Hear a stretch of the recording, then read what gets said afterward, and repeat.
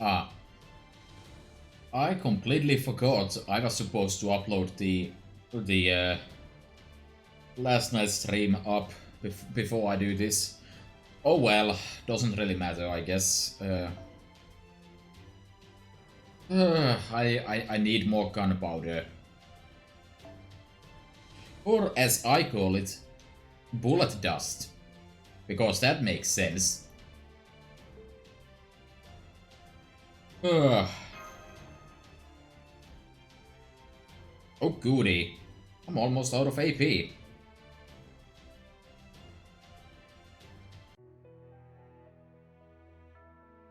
Okay then.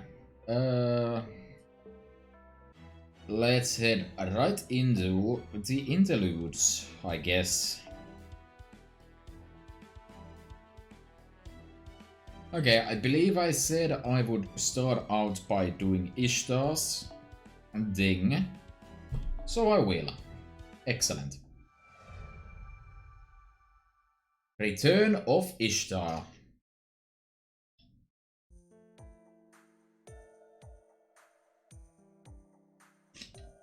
If I'm not entirely incorrect, the requirement for this is to just clear part 1 of the story, which may have already been locked or been a requirement for the previous Ishtar interlude, so not much point in there, I guess.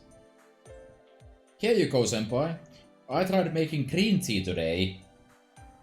Oh wow, these are tea stalks, right? I've heard it's good luck to have them floating in a cup of tea like this. Hello, master. How are you doing today? Feeling good? Tip-top shape? Ready to fight at a moment's notice? Wonderful! Wonderful! That's just how I'd expect the master who restored humanity to conduct herself. I couldn't be prouder to have a contract with you. Though, of course, I was already the proudest goddess around to begin with. Anyway, heart. On a completely different subject, I've got some good news and some really good news. Which would you like to hear first? In a most refined tone of voice. Good day, fair goddess. Oh, right. Good day. Nice of you to show me the proper respect. In fact, now you've got me thinking about my position around here. As the goddess of beauty, I should generally conduct myself in an elegant, ostentatious, more daring fashion. But I digress. Since there's no way you're getting out of this, I'll be nice and fill you both in. Senpai, the tea stalks just scattered apart as if they exploded, and I didn't even touch them. I think I can already tell how this latest escapade is going to end up. Wow, really? That's great! This can only mean this is going to end in an explosively spectacular fashion. Ishtar, why do you exist? Oh wait, I know why Ishtar exists. I guess it shouldn't be any surprise at this point how relentless Ishtar can be when it comes to positive thinking. Anywho, if you two have been around Uruk, you must also know about the Bull of Heaven, right? I don't know about Uruk, but I was a part of Summer too. The one you lost? Surdu. Never mind that part. The point is, his name is Gugalana, he's my familiar, and he's the most powerful divine beast to ever live. Yes, of course we know that. I can't help but feel sorry for him. For so many reasons. I especially remember how sad it was when Gugalana Mark II showed up, only to leave again almost immediately. Right? No sooner did he come back than he was literally broken up about it. Poor Gugalana. Star. So, we are now establishing that, yes, in fact, this takes place after the second summer, which shouldn't be surprising because I am almost certain that the first Ishtar interlude also references that. So you know that's pretty nice.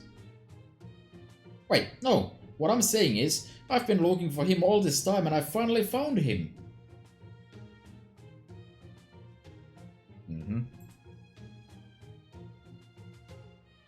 Well, maybe found isn't exactly the right word here, but trust me, it's such a small difference that it's really not worth worrying about.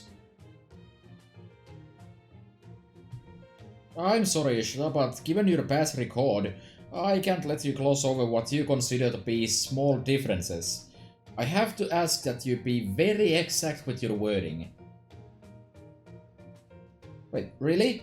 Why are you being so hard on me, Mash? This isn't like you. I'm impressed. It takes a lot to make Mash this guarded. I don't know if I'd say I'm being guarded, and I do remember that the past incidents mostly ended positively. But the fact remains that every proposition you've gleefully brought us before has had a danger level of A or higher. I guess you're right. And I am sorry about that. Or at least I think I look like I am. But that's just hindsight speaking. It's not like I knew things were going to turn out the way they did. I've always just tried to do what I thought was best. For me. I'm the goddess of beauty and prosperity. I just want to resolve everything peacefully so that everyone can be happy. Ishtar. Oh, I'm touched, truly. Yes, I agree. I'm sorry, Ishtar. If nothing else, I'm glad you managed to find something you lost. Is that the good news you had to tell us? I don't know if I like the if nothing else part, but yes, it is. As for the really good news, I think it'd be better if I told you there. Told us where exactly? Oh, you'll see. A picture is worth 1,000 words and all that. Trust me, Master, when you see this, your eyes will practically be lighting up with stars. Heart. And so we race shift, for no reason, directly back to... yeah, that. Thanks, Mash. That's your temple on Mount Ebi in ancient Mesopotamia. Although it looks a little different now than when we came here during the Grand Order. I'd almost say it's decrepit? Not at all. This is definitely the right place. I see. Well, I certainly don't remember those enormous pillars being there the last time we... Oh, wait. Those aren't pillars at all. They're legs. You're absolutely right. Now try looking up. Is that...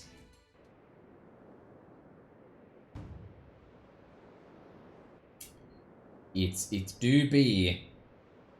I can't tell where the pool ends and the sky begins. Surprised? This bad boy is none other than my invincible bovine divine beast, Gugalana the Bull of Heaven. Mark 3. Don't ask me why he's the third in line. Trust me, it's for your own good. Also, to be clear, I want to keep this whole incident off the record, okay? Got it, Mash? No writing anything down about it in that event database thing, okay? I'll, take your request into consideration. No, do not give Ishtar an inch. If you let her take an inch, she'll take the entire inch star. That was awful. Anyway, does this really good news you had to tell us have something to do with this Bull of Heaven? Well, it's not entirely unrelated, but no, it's not about him per se. Don't worry, there'll be plenty of time to discuss Kukalana later, Star. No, right now, I want to ask you this. Do you know why I brought him here in the first place? Ishtar, you don't mean... I'm starting to get an extremely bad feeling about this. I knew I made a good choice for my master. You nailed it. It's time for my legendary revenge match, the return of Ishtar. Get ready, Mesopotamia, cause I'm back and better than ever. Not only that, I made this Mesopotamia myself using the knowledge I gained at Chaldea, so it plays by Venus rules. I even modified chronology and causality to work pretty much how I want. Now, finally, I'm going to give that smarmy Gilgamesh and that obnoxious Enkidu the beatings they so richly deserve. Didn't you learn your lesson at the summer race? Please be reasonable, Ishtar. Think about it. If you go up against people from ancient epics like those two with the same fighting force as before, you're just going to lose again. Please reconsider. You really think I don't know that? Of course I've accounted for that. Why do you think I brought you two here? Speaking of which, ta-da, Star. What the? Galahad's spirit origin reactivated? We goddesses can do anything when we put our minds to it. Now there's nothing stopping you from fighting the way you did before. Gee, Ishtar, this sure would be a hella convenient power to use in the main story for us, don't you think? Ishtar? Ishtar, please give us Galahad's spirit origin back. Please. Permanently?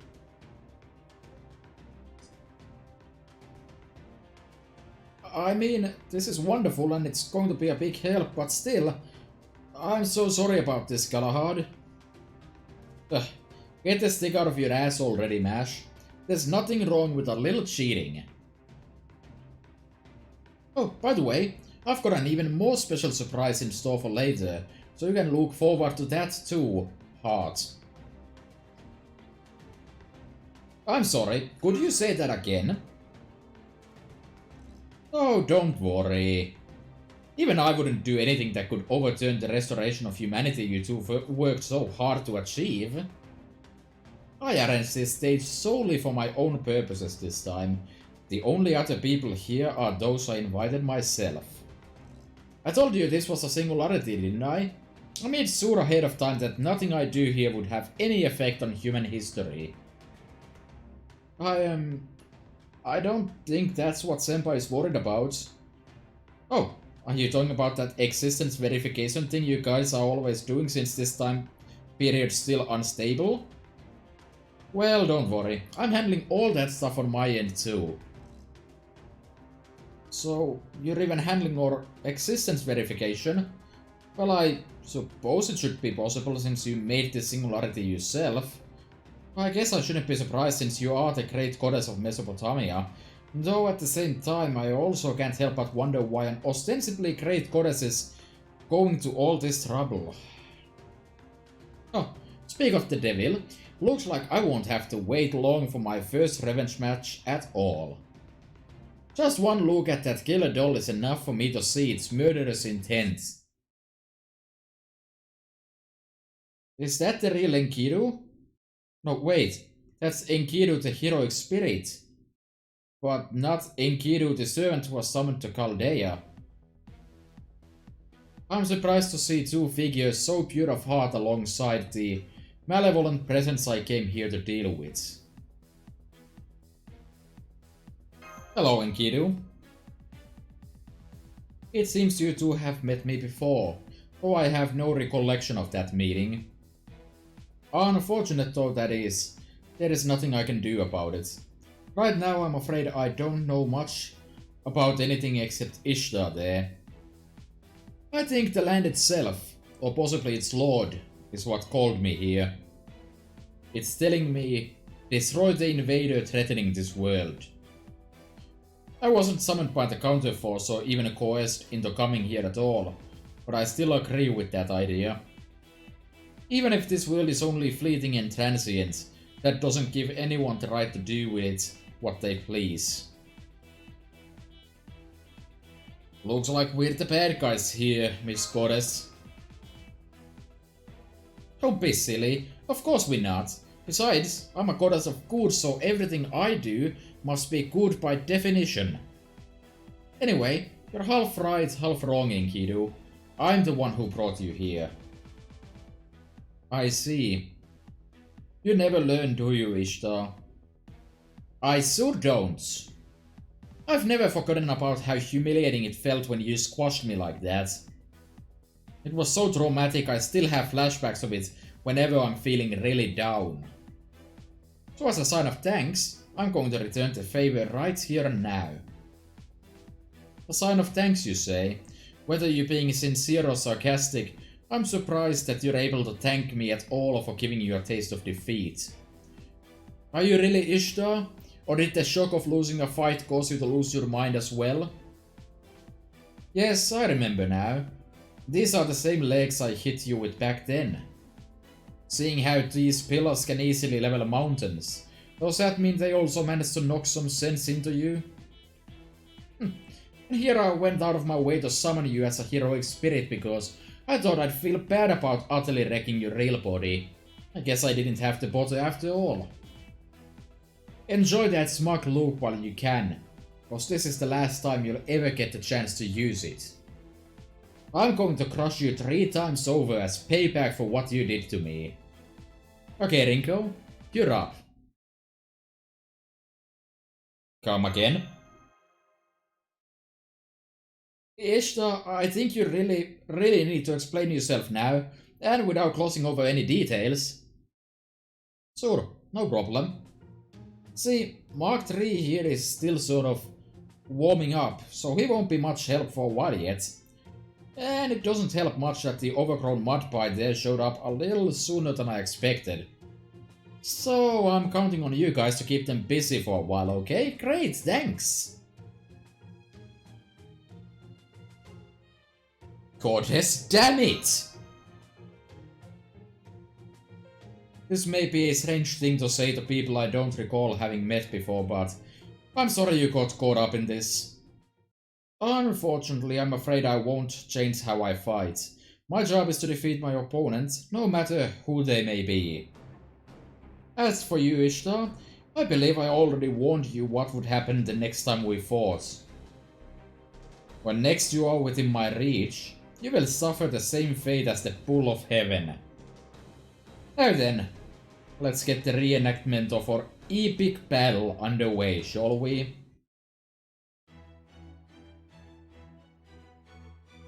Ooh, I get to build a team. Alright, I am going to pretend that that Scotty in the background doesn't exist as usual. Let's make use of the new cool filter tools here. And I'm feeling like I don't want anything good to be used today, so we are taking a brave Liz to a ride here. I'm sure nothing's going to go awfully wrong here or anything. Next, let's take these support noble phantasms onto the field here, and let's slap some support NPs in here. Because Meusur got an upgrade, so to speak, on JP, and I really do hope that we get this upgrade like early, because that is a possibility. The movie it's tied to is coming out in like, I don't know, at least the US of A. You know, that's pretty nice and all. How do I want to do this actually? I think I could have ass clap in the back row. That probably works just fine. Let's do that actually. So yeah, the upgrade is tied to the movie, and the movie is coming out someday in the far distant future. And let's have another saber here actually. Let's take Dion just for fun.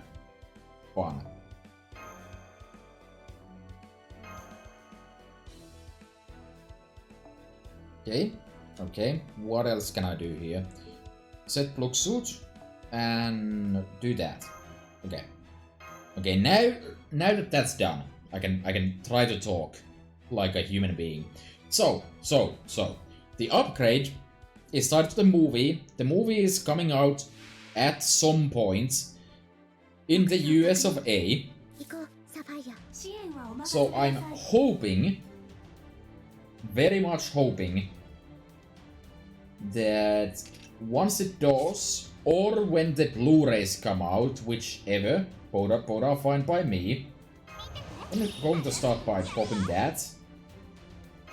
Amazing. Once it comes out, we might get the upgrade early, because the upgrades that came out were for Miu and also Ilya.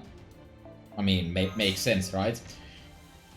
And both of those are pretty worthwhile upgrades. Ilya less so in JP, because the boat has kind of sailed on that one.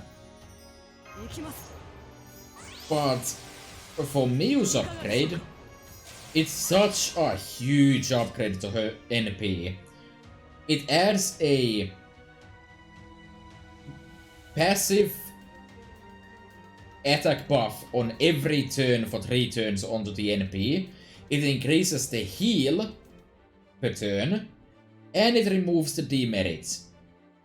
This means that Miu isn't literally going to kill herself now, unless you have NP5 like I do.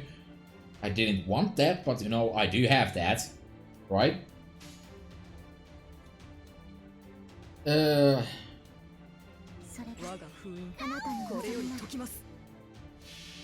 Yeah, so given how that works,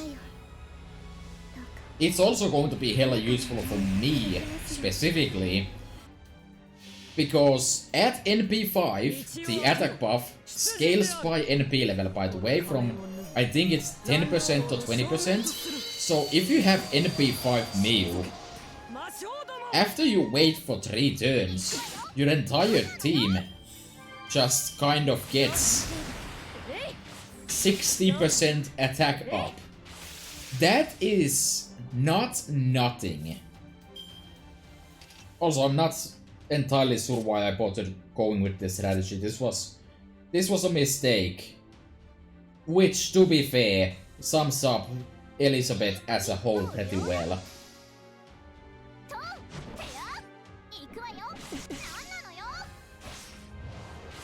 After 2 turns, I haven't even broken Enkidu's first bar yet. Amazing. And at this point, I'm probably going to lose the buffs. And by probably, I mean definitely, so you know. Whoops. I can, however, do this. And Miu is ready to NP again. Thank God for that crit.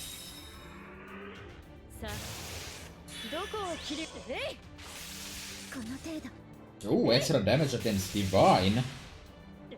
I don't have any Divine Servants and I am taking no damage. That's pretty nice.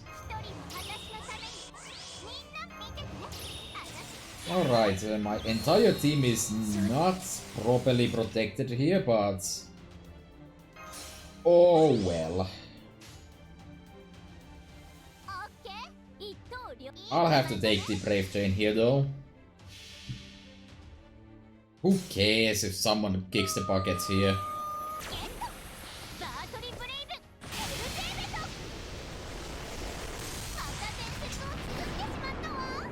That's not very much damage, is it?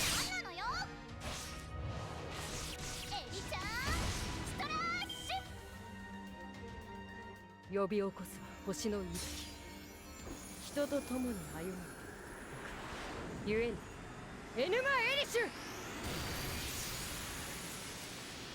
Of course it would hit the non-saber. But it also didn't even matter.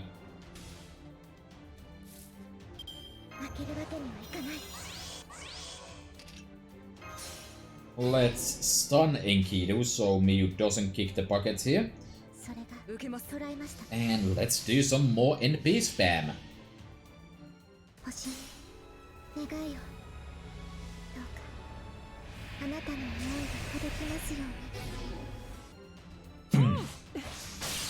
So yeah, if you made a setup that allows you to just spam this at an even higher rate, I think that would lead to some really nonsensical nonsense. With the new upgrade, of course. Not without it. Also, I'm getting NP'd again. This could be bad.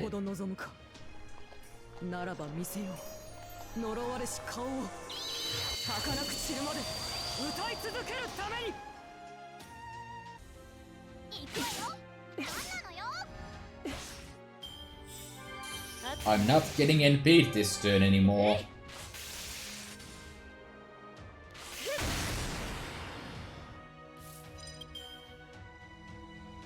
Oh, convenient.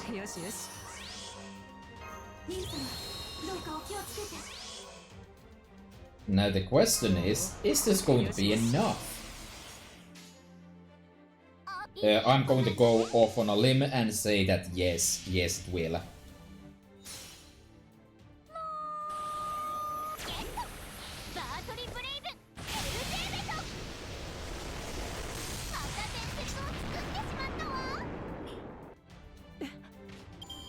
Lovely. Exactly as I planned.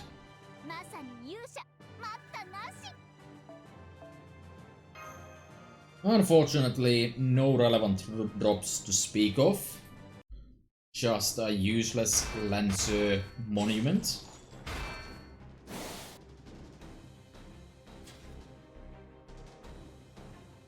Huh. We somehow managed to incapacitate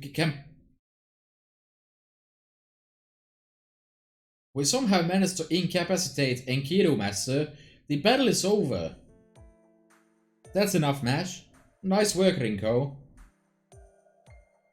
The way they read my movements, it was almost as if... That's it. They did know how I was going to attack.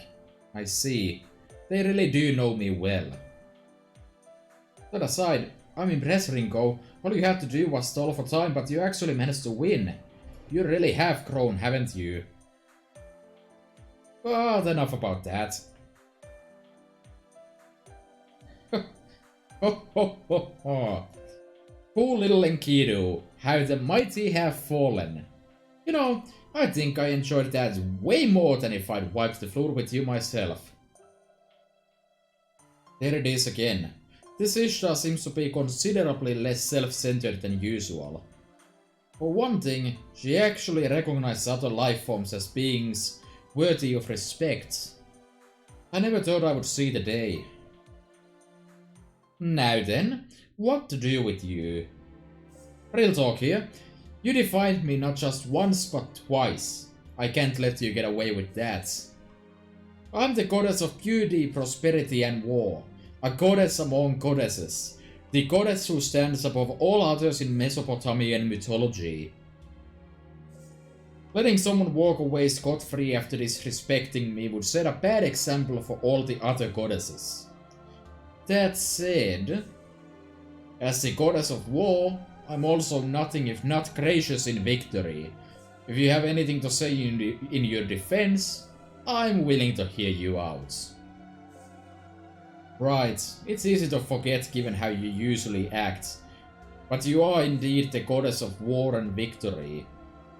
As long as you have capable soldiers and command them ably, the very concept of defeat simply does not exist for you. Today, by employing an astrologer skillful enough to beat me instead of blindly trusting your own strengths. You have proven yourself worthy to be the goddess of war, and eliminated the one flaw holding you back. Perhaps I never had any hope of winning this battle to begin with. Honestly, the fact that Rinko came through as much as she did was just as much of a surprise to me too. Yes, exactly. Couldn't have said better. Very well then, I'll take that as an admission of your guilt. Now I, Ishtar, shall pass judgment upon you, and in the name of Venus, I shall punish you accordingly. In the name of the Venus, I will punish you. Excellent. Now know that my punishment is a mercy I extend only to the vanquished, and be grateful for it. I am but a weapon. I would never beg for my life after suffering a defeat. By all means, punish me as you see fit. Presumably said most of Ishtar's massive fanbase. I mean, no defeat was presumably involved in that, but you know. Still, if I were to make one request, I would ask that you please spare me from being forced to serve as your weapon. Ishtar, I think punishing Enkidu like this might be going to... Don't worry, it'll be fine. Okay then, here you go. It would be nice if we could get a translation for that, I guess, but I guess not. What is this? A clay tablet that proclaims how much of a loser you are for all the world to see. I even inscribed it myself. Now, you're going to wear that while standing in front of the gates of Urukan till I'm good and ready to forgive you. I'm surprised, Ishtar. Is that really all you would demand of one who once openly defied you? I know what you mean. Before I'd have torn you limb from limb on the spot. But when you think about it, that would all be over in a moment. So now, I think revenge like this, where you get plenty of time for it to sink in, is the way to go. Trust me, I've been through it, and I can say it's a lot harder than it looks. I have no idea what your game here is, or perhaps I should say, I can't imagine what led to it. How in the world did the Ishtar I know end up like this? In the Epic of Gilgamesh, Enkidu incurs the wrath of gods for humiliating Ishtar and sending her back to the heavens. After a painful bout with a cursed fever, they fall prey to another curse they received when they defeated Huwawa. Enkidu then ends up dying in Gilgamesh's arms, just as foretold in the prophecy that said they would never outlive him. Yep, good times. But this time, since my loyal underlings won, and I'm in an excellent mood right now, I decided to hand down a more fitting punishment myself. Now I see, then this brings that matter to conclusion. That's not exactly what I had in mind, but if that's what you want to think, go ahead. Back then, all I wanted was my dear friend to forget. Even if he does remember everything, he should never have concerned himself with an insignificant tool like me. But instead, once I was gone, he protected that which I truly wished for. Even though it ended up being a crueler pair of shackles than any punishment the gods ever devised. Good grief, I can't even tell if these are my own memories or not. Perhaps they come from this other me you knew. Regardless, if there is new meaning to be found in your punishment for me, goddess, I will be happy to accept it. Enkidu. Now I see. So that's why you're doing this, Ishtar. You really told it through. Actually, I was only doing it purely out of spite, but I think it'd be better if I don't tell them that. Oh, it's nothing. Just as whimsy led Ishtar to perform something of a good deed, I am similarly moved to accept my punishment. Besides, I don't hold a grudge like she does, and I don't have anyone to cry to after suffering a defeat either. Hey, stuff it! Go on, get out of here before you say something that changes my mind. I expect you may already know this given what I just said, but I'm not the only one who was summoned here. If this world is a stage Ishtar sets herself in order to reenact the events of the epic, then just like me, the epic's namesake would have come here at the same time she brought out the Bull of Heaven, if not sooner. I speak, of course, of Gilgamesh. Good point. I think you're right. Well, duh. You were just the appetizer. He's the main dish. This time, I'm going to make sure he suffers a miserable defeat at my glorious hands. Oh? You sure he's going to follow your script the way you expect just because you called him here? This is Gilgamesh we're talking about after all. Why don't you ask him after I've sent him over to join you with a clay tablet of his own? Alright, that should be very interesting. Now then, I think I'll be on my way. Come on, Ringo, we're moving out too. What about Kukalana? Oh, I already ordered him to follow me once he's done booting up. Don't worry, he might not look it, but he's actually a very good boy who always does just what I say. I can already tell this is going to bite you later. I'm telling you, it's true, damn it. Now come on, the enemy awaits at Uruk.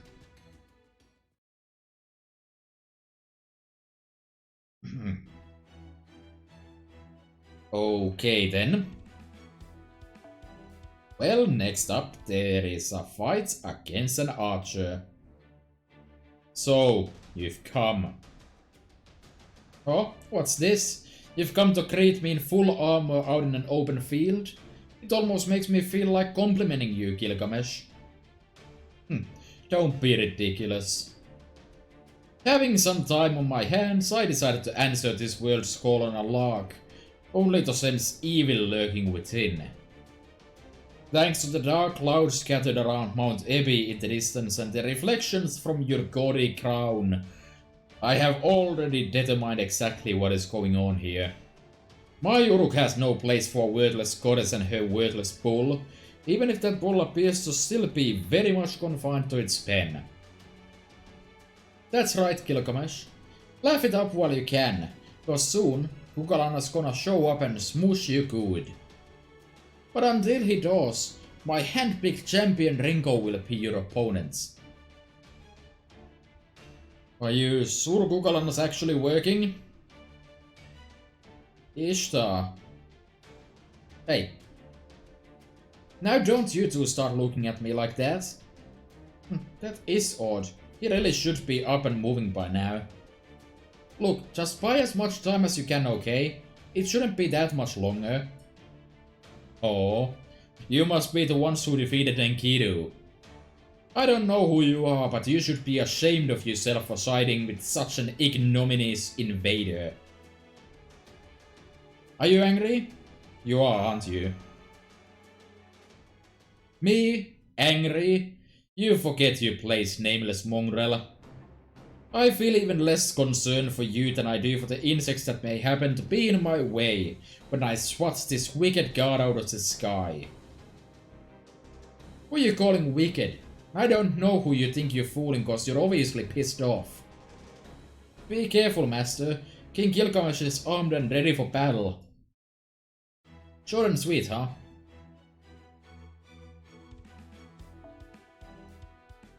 Ooh, I get to build a team. Nice. Okay, Gilgamesh?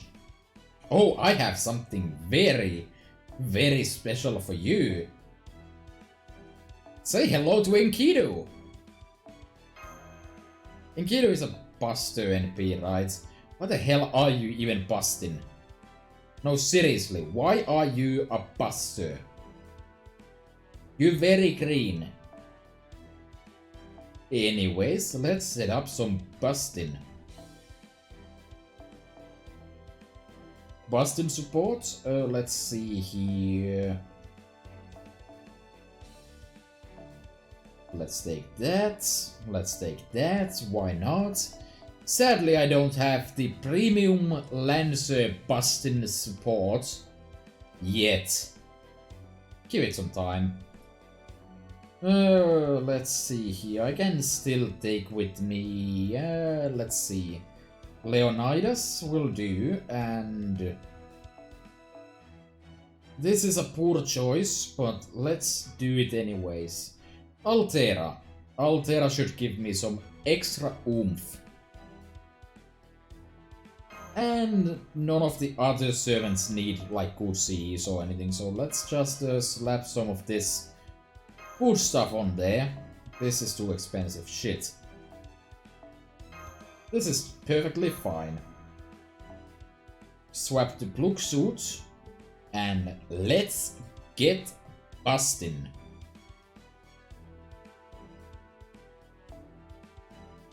Maybe do it like that though.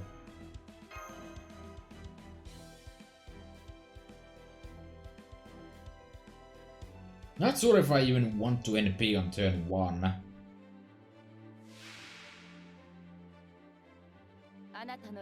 Oh boy, Gilgamesh does not have updated animations yet. Well, let's go bustin' anyways on the first turn.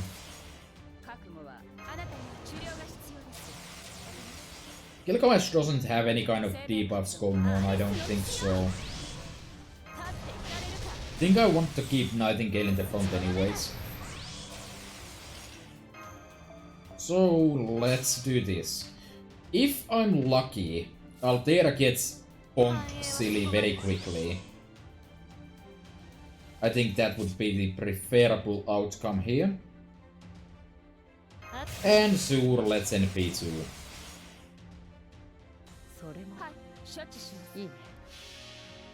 Show me the money. Except this isn't going to deal extra damage, right? It's just going to stun. Also, 377k. Not bad. But the real problems start from here, of course.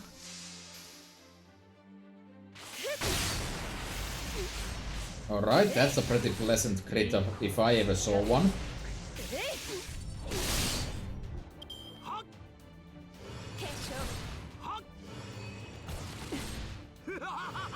Alright. That is completely acceptable. Not sure if he has an NP charge going on. But in case he does... I mean, his skill set does have that, but I'm not sure if it's actually applicable here. So let's do this.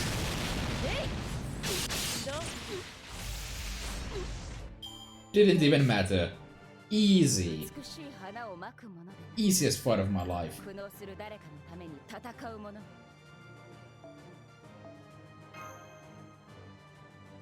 Alright, that was both of them defeated, and that was definitely the end of Ishtar's interlude.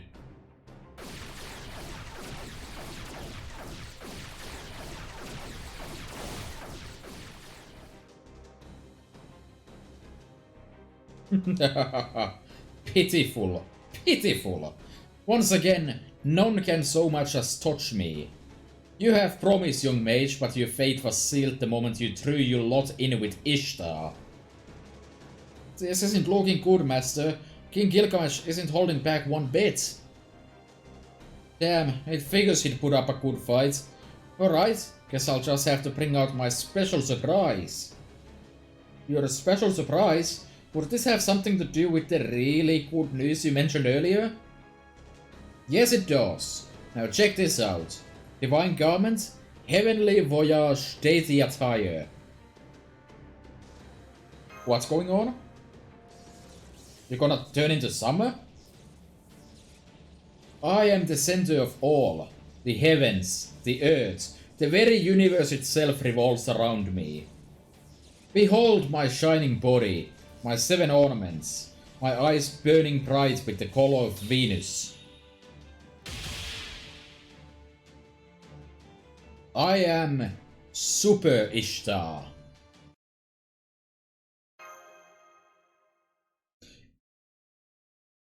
I can't tell what's different about her. There's almost nothing different about her. So, are we playing Spot the Difference, or... I see you're so overcome by my super form that you're utterly at a loss for words. She's not even fazed by your confusion. Huh? Now King Gilgamesh has stepped out of his combat stance. Oh, what's this now? Have you finally realized you're completely outclassed? Well, I can hardly blame you. Now that my grueling 1 hour per day fitness regimen has allowed me to power up without relying on father's gifts and boosted my noble phantasm's firepower even further, I'm sure that even the wanted King of Heroes would have no choice but to admit defeat before we... It's not that. That wordless pool of yours has begun the move. He has?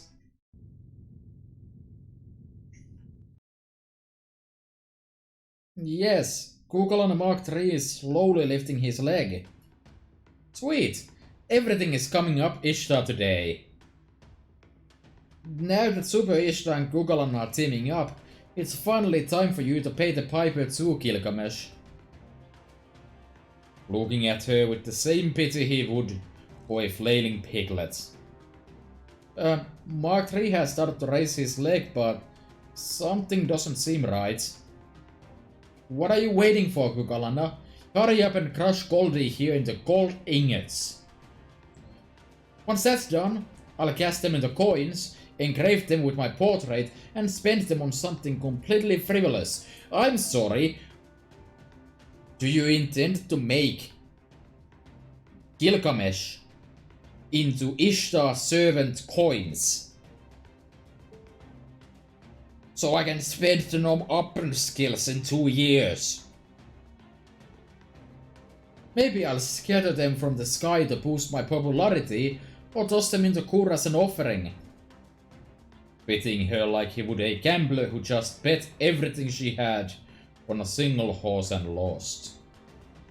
Kugalan is slowly starting to move his legs faster, except he still isn't going anywhere. Isn't your temple over there by his hooves, Ishtar? Wait, what? Hang on, Kugalana. If you start stomping around there... Oh! Mark III just flattened Ishtar's temple with a single step, along with the rest of Mount Abbey. No, no, no, no, no. My temple! Most of my wealth is still in there. Hang on, Ishtar. Get a hold of yourself. This world is temporary, remember? This isn't really your wealth there. Okay, technically that might not be my wealth per se, but I still saw a ton of money and jewels in there. Given how huge Kugalana is, I'm afraid all of that stomping must have pulverized even the hardest of jewels in your collection to no more than dust. Wait, Mash, don't say another word! It's taking everything I have just to keep from fainting. Oh yes, there's the Ishtar, I know. Seeing your own wordless bull destroy the wealth you prize so much has been the most entertaining spectacle I've seen in a long time. And of course I doubt this debacle is over just yet.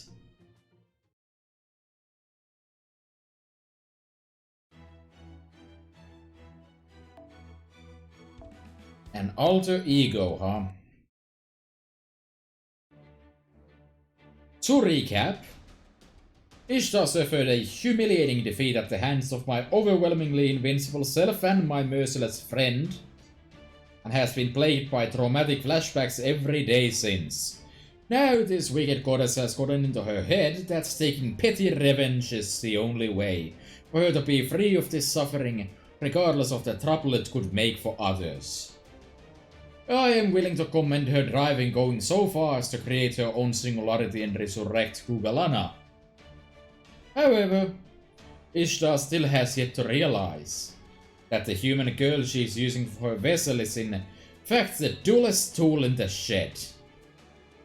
Thus, we enumelish the final episode of Uruk's ongoing serial Ishtar Dies Thrice, A Farewell to Elegance. We have a new situation.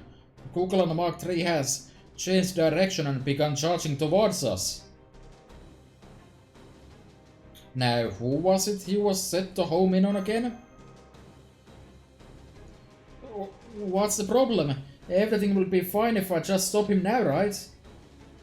In the name of Ishtar, your lord and master, I command you. Stay, Kugalana, stay.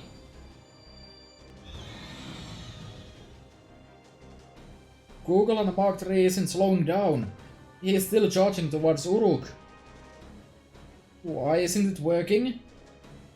I thought it was odd that the Bull of Heaven's enormous lapis lazuli horns Enkidu and I, enshrined in the temple of Uruk after we defeated him, seemingly disappeared of their own accord. It was you who stole them, wasn't it? Yeah, that's right. Except it's not stealing when you're just taking back something that used to be yours. Besides, I didn't have a choice since I can't activate or control Kugalana without them. What's it to you anyway? Hold on.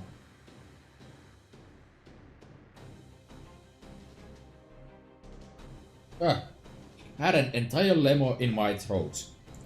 You poor hapless fool. Just when I think you can't fail any harder, you managed to surprise me once again. Those horns you stole are replicas. Huh? Replicas? That doesn't make any sense. If they weren't the real horns, then why would you hang them up where everyone can see them? A foolish question.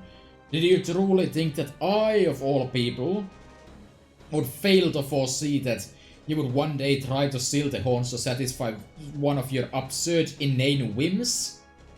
Needless to say, I am not so foolish as to leave the genuine article out for the taking. However, I also knew that if I were to hide the horns completely, you would cause no end of destruction as you turned Uruk upside down looking for them. Thus, the answer was clearly to leave out an imitation to draw your eye, and to guard it as though it were real. Still, to see you carry them off and try to use them for such ludicrous ends without ever suspecting they are mere fakes. Oh, how did my poor Uruk end up with such a buffoon of a goddess as its guardian deity? I knew we should have cut ties with the gods long ago. Don't you play the victim on me. I'll be damned if I'm gonna let you pretend like your pompous arrogance is my fault. Besides, you know just as well as I do, there's no way I'd ever be fooled by a fake if I was at my full strength. Still, you're right. I'll admit, the sheer size of those lapis lazuli did make me a little giddy. Sure, I thought it was odd they didn't have so much magical energy, but I figured I could just make up that by adding some of my own. And hey, now that I think about it, if you knew all this was gonna happen before you even answered the summons, why didn't you stop me before I did all this?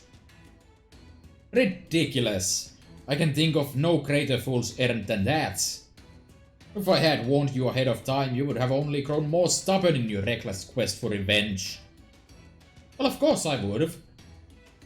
I mean, can you imagine me not trying to go around you if you told me this to my face ahead of time? Excuse me, but I think that's enough Uruk talk for now. Alright, so based on everything you two have said, it sounds like the Bull of Heaven is currently the ancient equivalent of a runaway train?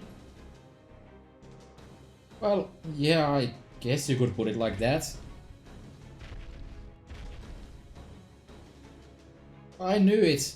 It won't be long now before Kugalana Mark III gets here. Hey there. Sorry to put in, but I was wondering if there was anything I could do to help. Surely you can figure out what to do without anyone giving you orders. Now throw away that silly tablet and go do what you must. Is that okay with you, Ishtar? That tablet is proof of your victory, right? Okay, I get it already. I know we don't exactly have many other options to choose from right now. Okay, you cold-blooded machine. You've served your sentence, alright? Go on, get out of here. I knew it. You have changed, haven't you? This new you might make for a dull opponent, but at least she's not bad to talk to. In fact, just this once, willing to help you clean up your own mess now that you've turned over this new leaf. Now that's more like it. You know, since I'm here, I think I'll go see the wordless goddess's latest failure for myself. Ishtar, since you have so amused me, I will reward you by vanquishing this beast of yours myself. Consider yourself lucky. Indeed, considering this is all taking place outside the realm of our mythology, I see no harm in a silly side story where we fight side by side. Who do those two think they are anyway?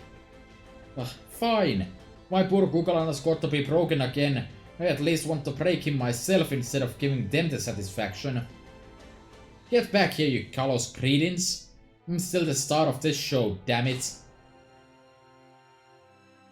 Ishtar just ran off to join them. This really should be an amazing show, senpai. I'll say, this has got to be the ultimate Uruk team-up.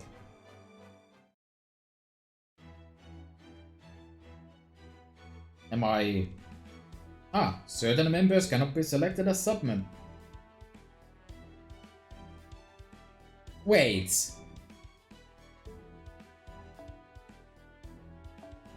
That definitely said that you cannot select Ishtar, right? I made the same mistake as yesterday and skipped over it. It definitely said that you're not allowed to pick Ishtar when that's the only thing you're allowed to pick. Ugh, that's annoying. What do I slap on her though?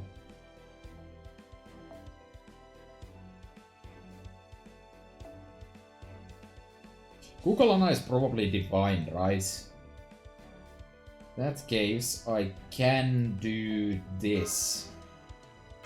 Fondue au chocolat. Let's have a better MC here as well. Actually, no, let's go with the thematic approach here. Let's take True Ether.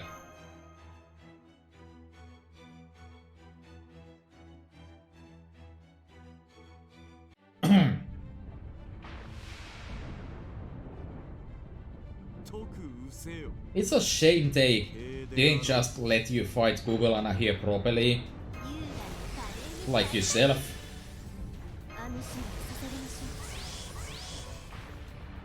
Would be pretty nice to have that.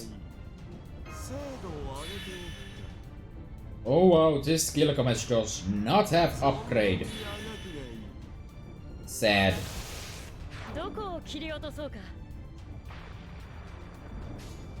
This is not an ideal hand, but oh well.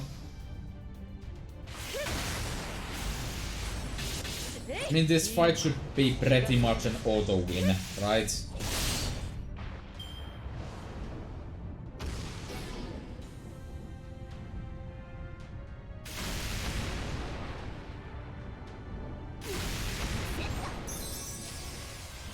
Alright, we are ready to go.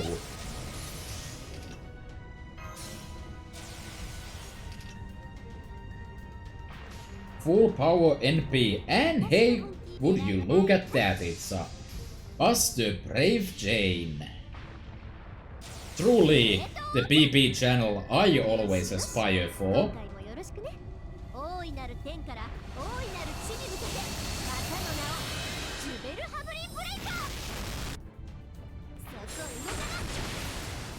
Nice crit. Nice crit.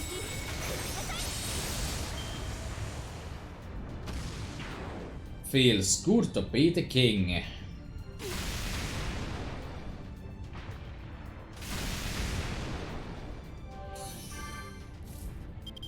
Okay, well that was convenient.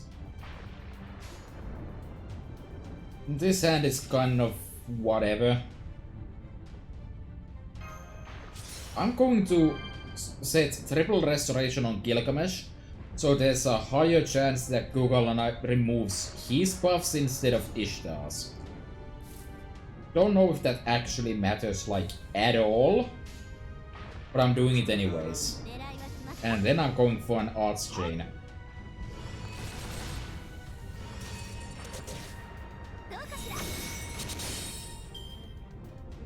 Yeah, I lose all of my buffs anyways, so it doesn't actually matter.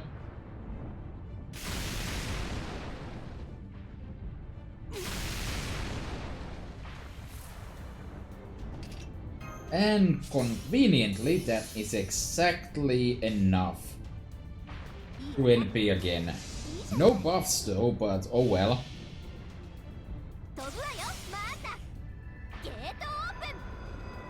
It's weird that this interlude came out right now and it has false supports that don't have CEs at all. Kinda weird. Oh wow, that's not even close.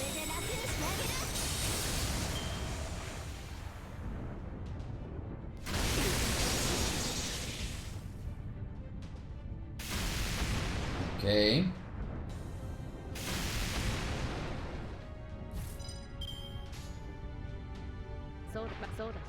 Well, let's set up an Enkidu NP here.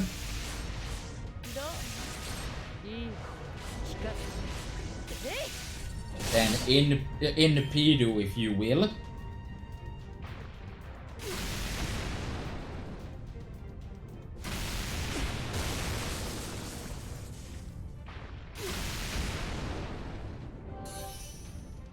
So, is the reason why Kugalana here is an alter ego just so that technically all three of these servants can counterclass? Because I think that's probably the case. Anyways, that should do it.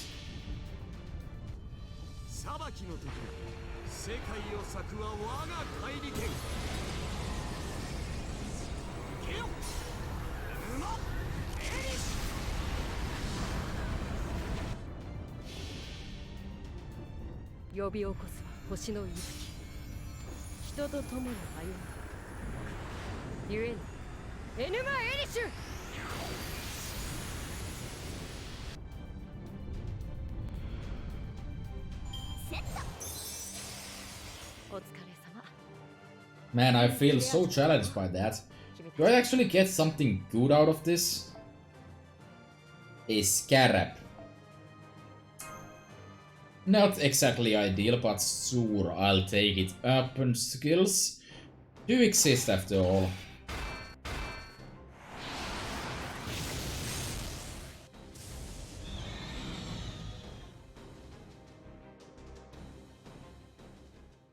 Google on Mark III has completely shut down.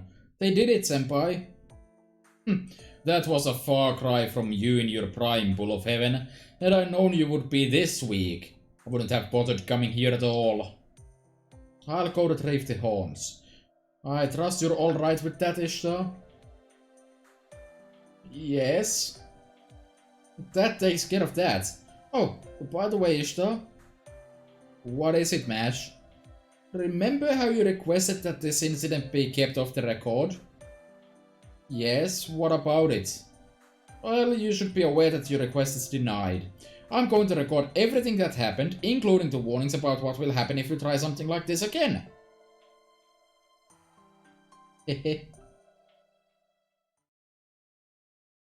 You can't tee-hee your way out of this, oh goddess. Yeah, you're right. But come on, you saw how awesome my super self was, right? With a few more good workouts, I'm sure I could pull all this off next time. It helps that I have a concrete goal now, you know?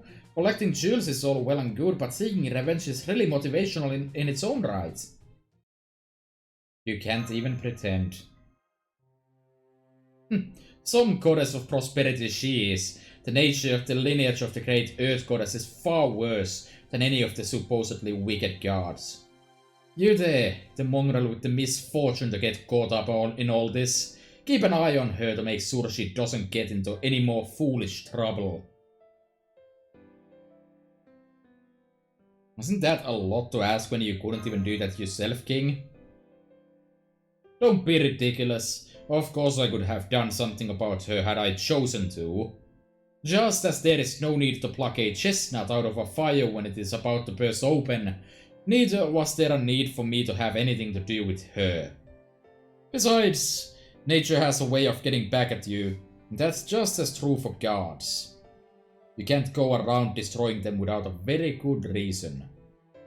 Furthermore, while she may have fallen from grace a bit, she is still a full-fledged, genuine goddess. If she ever truly wished to do so, it would be a trifling thing for her to destroy all of you mongrels with a twitch of her little finger. Don't you ever forget that. If, for some unfathomable reason, you choose to continue your relationship with her, despite all she put you through, be prepared to endure innumerable repetitions of this little farce. That is my warning to you. Do with it what you will. Roger that.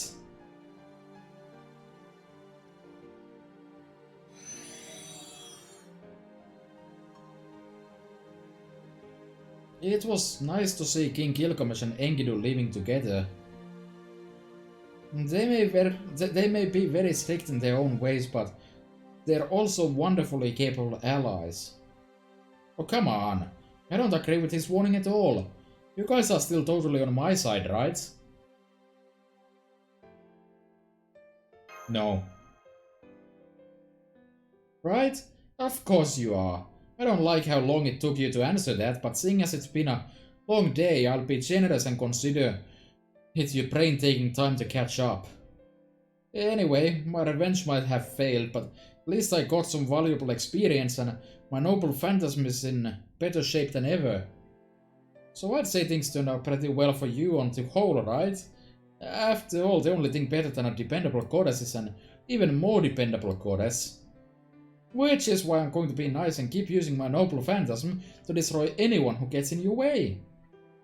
All you have to do in return is kick back, relax like you're on my boat of heaven, and keep indulging my every request hard. So this kind of had the feel of a decently old interlude. There wasn't really much any kind of big plot here.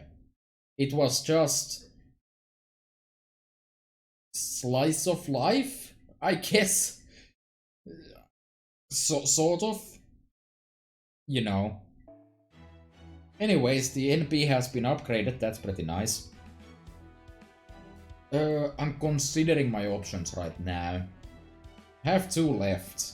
I feel like I probably can do at least one of these. And if I'm going to do one, I'm going to assume that Parvadis is actually the longer one here. So I should probably go with Jack.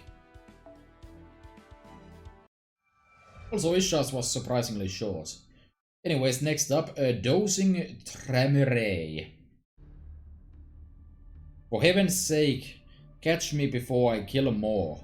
I cannot control myself. Words of a serial killer. Serial killers are people too. An age of prosperity is upon us. The great United Kingdom has become the dominant world power thanks to its booming second industrial revolution. Like a broken record, technology continues to rapidly outpace itself. Money changes hands throughout the world, continuing to grow with every transaction. Some grow rich, some grow conceited, some prey on others, some go rotten, some steal and rob, and some simply look on and sneer. An age of darkness is upon us. The weak are eaten alive as the systems that govern lives keep spreading poverty. People continue to die one after another, Men, women, children, elderly, all of them dead. In the end, only the rich survived, and they did so with glee. Smile. Keep a big happy grin on your face. Live the happiest life you can. These ideas are simply common sense for most people, but not for those girls. Smile. We pray that we are blamed, punished, and redeemed. By the way, you there. Yes, you. Haven't you known for a long time that she was broken beyond repair? Oh, I'm here. Neat.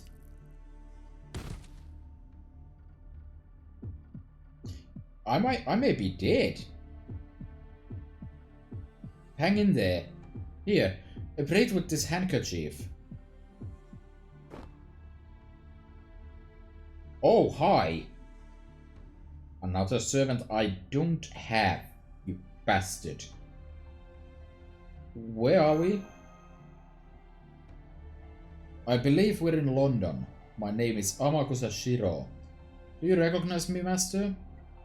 Oh, good. So you do understand me. Wonderful. I wish we could just head back to Chaldea now that you're awake. But unfortunately, I get the distinct impression that there's something we need to do first.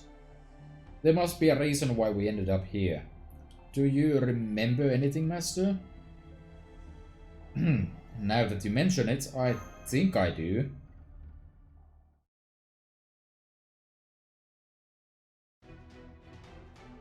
Yeah.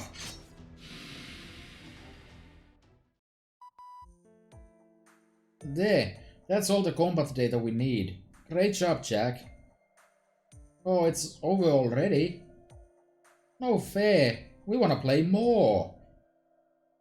Well, we could certainly always use more data. Would you be okay with that, master? Fine with me. Yay! Then let's go somewhere different. You got it. Here, you can choose from these. Now where should we go? Huh? Where's Shinjuku? Shinjuku is an area in Tokyo, the capital city of a country called Japan. Let's go there then. It looks like fun. Understood. Just give me a moment and I'll go ahead and change the location then. Let's also change the enemies to match and... There you go. Oh wow. It's so pretty here. We think we like it. Oh yeah? It's rough and trashy and perfect. We bet there's all sorts of dead people here and unhappy people here.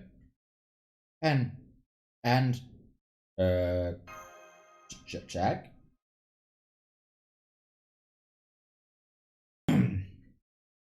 Huh? That's weird. That's really weird. We don't know this city. We're sure we've never been here before. But then, why do we understand it so well? Jack? Are you okay? What's going on? Nothing. It's nothing. Don't worry, Mommy. We're fine.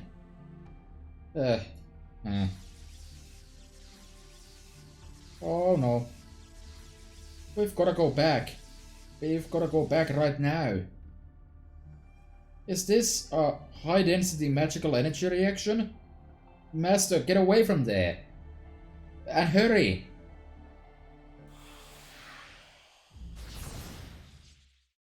Jack? Okay then. And when you came to, you found yourself here, huh? Now I see. That's right. I remember now too. Was planning to use the combat simulator right after. But then there was some kind of error right before I went to take my turn, and the next thing I knew, I was here. Whatever's going on, it sounds like Jack has something to do with it. Then I guess we'd better go look for her. But first... we should take care of these guys. Let's get this combat simulation started, shall we? Alright, random trash mobs, I guess.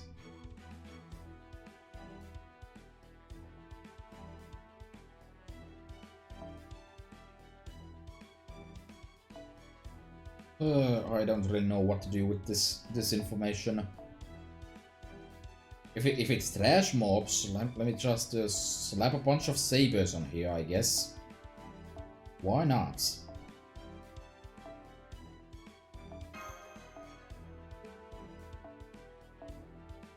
Who needs to make good teams when you can just slap a pile?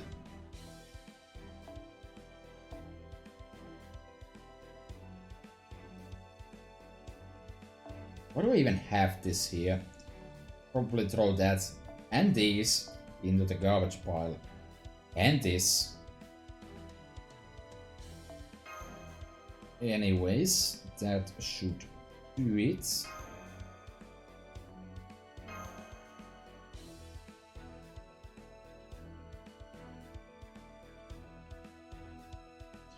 Not entirely sure where we're going with this whole thing yet.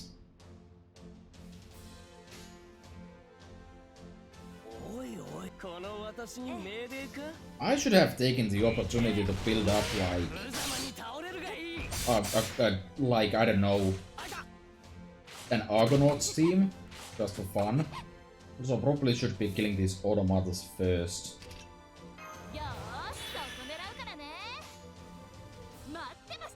Given that my entire team is sabers, so I'm going to take more damage out of those.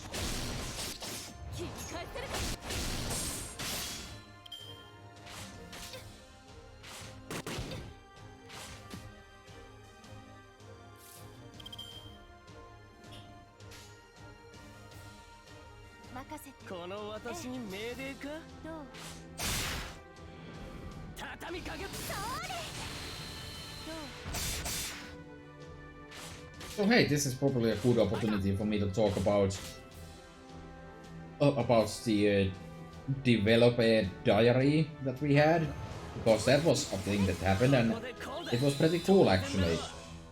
I rather enjoyed having that. The thing is,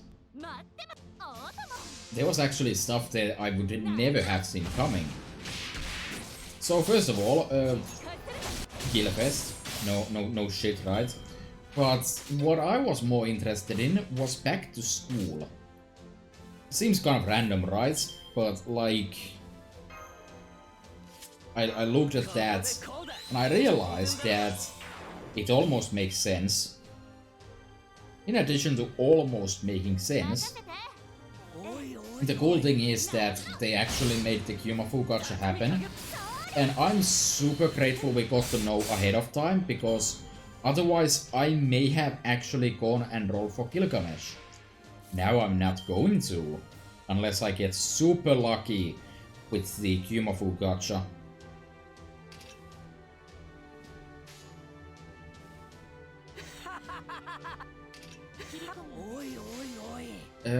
But second of all, oh my god, they finally added the Luna Mystic code into the Rare Present shop. It's like a year and a half late. And the most annoying thing is that at this point I've actually kind of ran out of Rare Prisms. So I can't even probably get it right away. Kind of annoyed by that actually, but at least it's finally in there. Jesus Christ. Took them long enough. It's not even good. But I just hate the fact that I don't have it. What do I do here? Not going very well. I guess I can do something like that. But yeah, so it does have a permanent one-time buff block on it. And I know people never actually use that, but I've gotten so much value out of buff block over the last few months thanks to Shikibu, that I feel like I can probably make some decent use out of that. Since I probably spend more time looking into these specific, like, game mechanics of random boss fights than most people do. Actually, I think this will work better. So there's probably going to be times when I can look at it and get extra value out of that buff block. We'll see. But it is at least another option for me to use and play around with.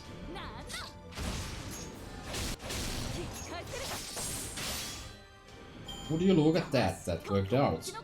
So, did I get 2 homunculi out of that? 3. Ooh, the most worthless material I can imagine. And sadly, it's going to be a drop in Gilfest. Wait, I'm out of AP. Unfortunate. Alright, let's refill then.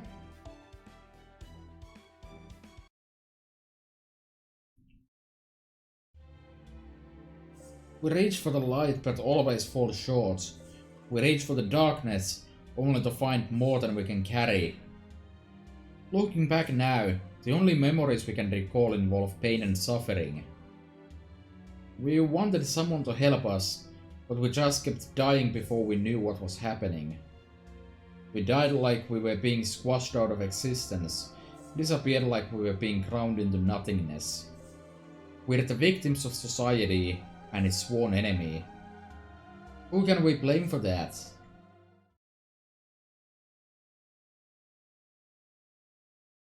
Huh? This is...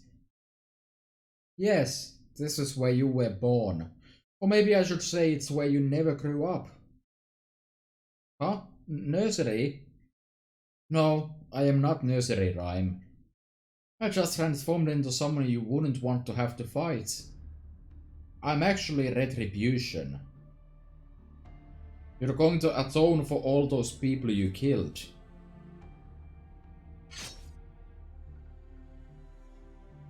Are you going to run away from your sins? Are you going to refuse your just desserts? Stop it. Oh no, I won't. You need to die for what you've done. It's your duty. Stop it. Stop it. Don't say things like that. You can't run away forever. You're a miniature hell that's been dropped into this world. So you need to accept your punishment and disappear. Meanwhile, thousands of miles away. So, Master, what I'm about to tell you may sound somewhat random, but I promise you it's relevant to our current situation. Not sure if you already know this, but just in case you don't. Jack the Ripper is an unusual case, even among servants. Oh right, I forgot. I was like, yeah, Amakusa Shirosure is a random addition here, other than the fact that, you know, he do be taking care of the child servants, I guess, somewhat. But no, they're both Apocrypha servants, aren't they? She's basically more like an evil ghost than a person. Don't misunderstand, I'm not saying that to be mean. But the fact is, in truth she's an evil spirit born from the city of London itself. And Jack the Ripper is just the skin the spirit has chosen to wear. What's more, that particular trait is something wholly unique to her, at least as far as I know. While I have heard rumors that another criminal has been summoned among the Berserkers. Not a criminal. Among the Berserkers. Are we talking about a different Jack? Or just... like, are we talking about strange fake Jack here? Or are we talking about Chaldean Berserkers? Or something completely unrelated? I feel fairly confident saying that our Jack is the only one who appears this young. So presumably Jack then. I have to say, she's pretty sweet for an evil spirit. Oh yes, absolutely. She may be brutal and merciless towards her enemies, but you could say the same of most any servant. If anything, it's extremely heartwarming to see her trying to enjoy her life with such childlike wonderment. But she's also a murderer, remember?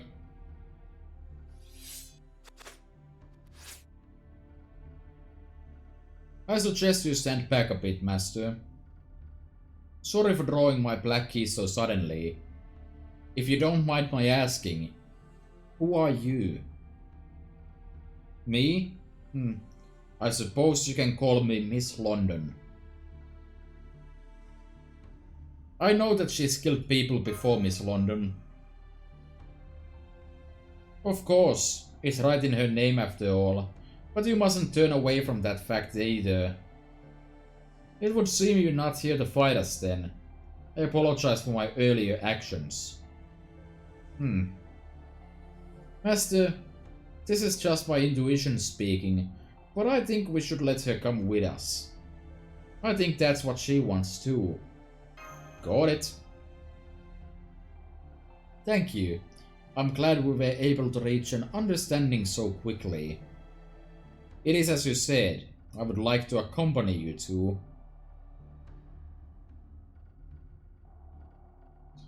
It doesn't matter what I am, or why I am.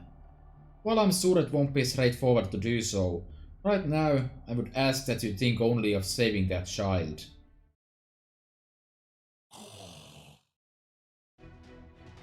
Looks like we've found an obstacle already. Once we're done with them, I'm hoping you'll tell us more about what it is you want.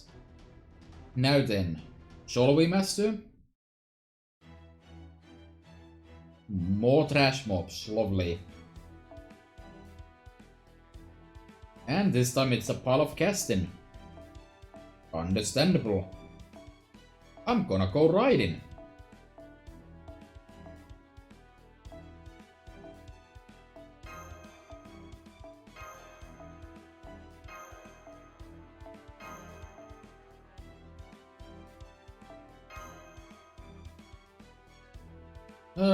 Let's go with this.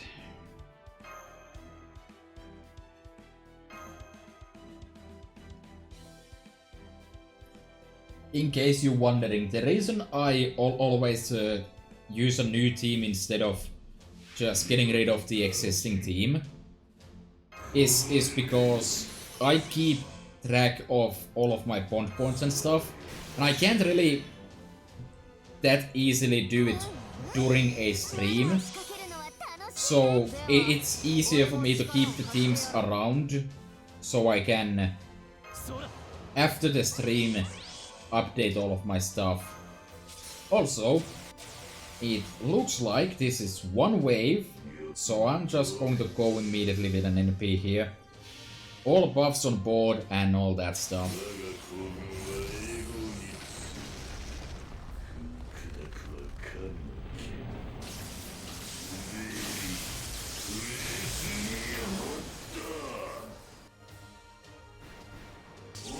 Oh, pretty decent damage, I guess.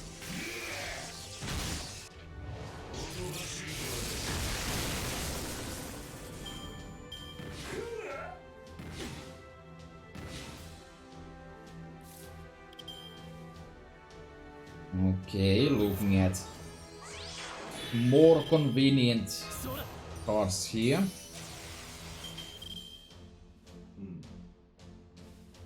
I don't happen to have a debuff clean here. That's unfortunate. I guess this is still better though.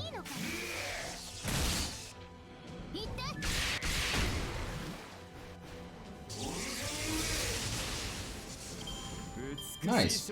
Is that 3 pages? Because that's like the second most useless material for me. Oh boy. Probably should have done Parvati's interlude first, because I think there's eggs in there.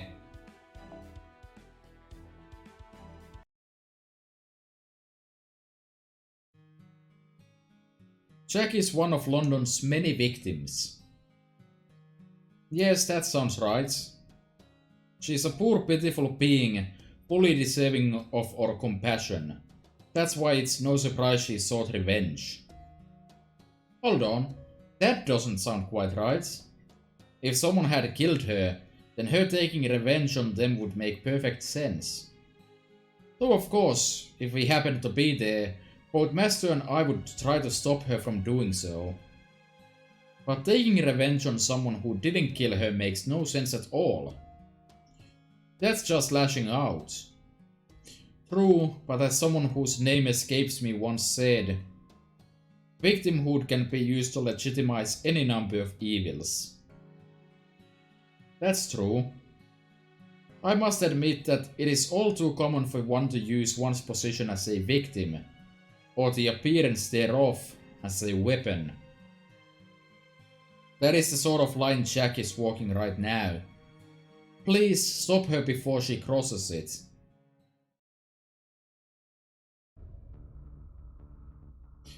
We're standing at the edge of an abyss. Somebody is whispering in our ear, telling us we'll feel much better if we just jump off. They say we deserve pity because we were murdered. Killed by our parents, or doctors, society, and by who knows what else. You can't always run away, you know. If you don't come clean with your sins, they'll just keep piling up. Shut up, we didn't do anything wrong. We only seek retribution. You're the ones who are punishing us after you went and made us like this. Yes, you may be right. In fact, you almost certainly are. But does that mean it's okay for you to kill others? Yes, it has to be. It has to be okay to get back at people. It has to be okay to take revenge. We're so... We'll kill you. No, you mustn't go around killing like that. We hear a clear, kind voice. We turn around to see someone shrouded in hazy mist. And yet, for some reason, seeing them made us stop in our tracks. Who are you? It doesn't matter who I am. Just listen to me, okay? I know you've all been through a lot. It's more than anyone should have to bear. You could blame all living creatures for conspiring to make your lives miserable, and you wouldn't be wrong to do so. But if you use that as an excuse to hurt others, it will end up hurting all of you too. It will? You're broken even now, but not in a sense that makes you dangerous or evil. But if you start hurting other people, if you start to think it's right for you to do so, then one day you'll end up completely falling apart. How can you tell? I'm not sure either, but you know I'm right, don't you?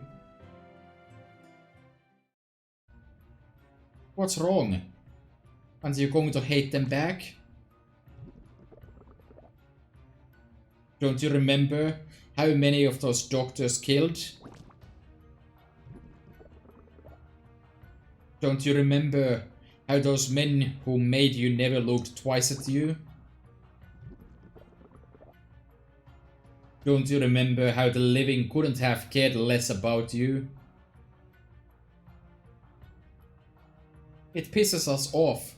It's so infuriating. The more we think we have to shrug it off, the angrier we get. Whoever this person is, they're right. We didn't do anything wrong. So why should we? Why shouldn't we? That's not right either, Jack. Your anger, your frustrations, your regrets, they're fine as they are. Those are things all living beings need to reflect on. Just like how you can't stop to linger unless you've been constantly seeking something, some things can't be seen unless you have regrets. And now, what you've been seeking is here. Huh?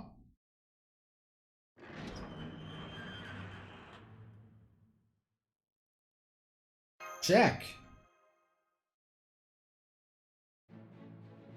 Mommy and Amakusa Shiro?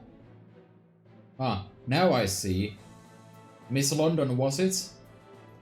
Could you be London itself, just as your name suggests? Wow, good dialogue right there. Yes, and no. Okay, never mind. Not good dialogue then. Huh? Is that the same person we've been talking to here? Nonsensical though it may sound, it does look that way. She must have wanted to help you very much indeed. Okay.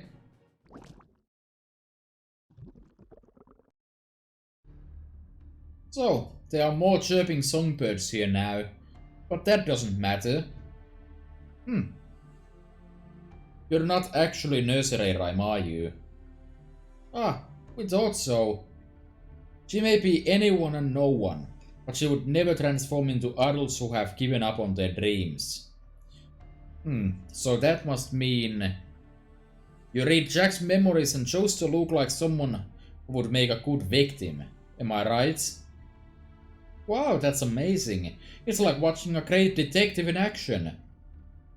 Lamentably, I lack a certain gentleman's facility with the violin. But it doesn't matter that you figured me out. I'll still be a victim as long as I look like this. I'd be very interested to figure out what you truly are, but for now, I'll settle for just defeating you. Do you think you can beat her, Jack? But she's... That girl there? She's nobody. Huh? She's just someone we have to beat to get out of this dream. Oh, yeah. Now we get it. We have to get out of here so you can leave too, right, Mommy? Yes, that's very true. Not to mention the real nursery rhyme and your other friends would be very sad without you. Oh no, we don't like that. We don't want them to be sad. Right? So then, there's only one thing left to do. Yeah, you're right. Okay, we'll dismember her. Alright, there's the giant ghost. And the sad thing is, I'm pretty sure this thing isn't even female, so you can't even check this. But I'm gonna check it anyways. Because why not? Why is my Jack NP3, by the way? I didn't mean for that to happen. Now let's have some random generic quick support in here, I guess. Not really quick support, but, you know, that works. Let's have some 3 stars in the back row so I can actually fit those Ponzi's in there. And let's go. Shouldn't take much effort with a team like this.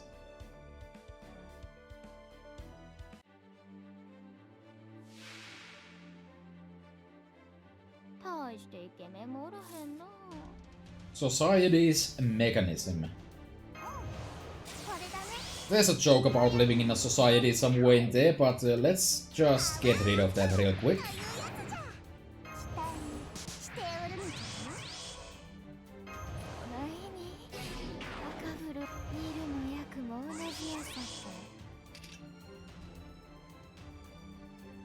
Shooten doesn't have the upgrade for the gut skill yet, that's unfortunate. Oh hey, would you look at that, there's some quick cards I can use.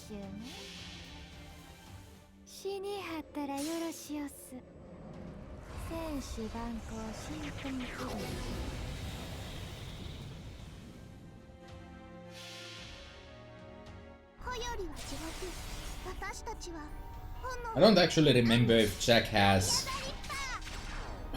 an relevant overcharge effect, but mostly wanted those effects off of Shooten first. And I guess that's all she wrote.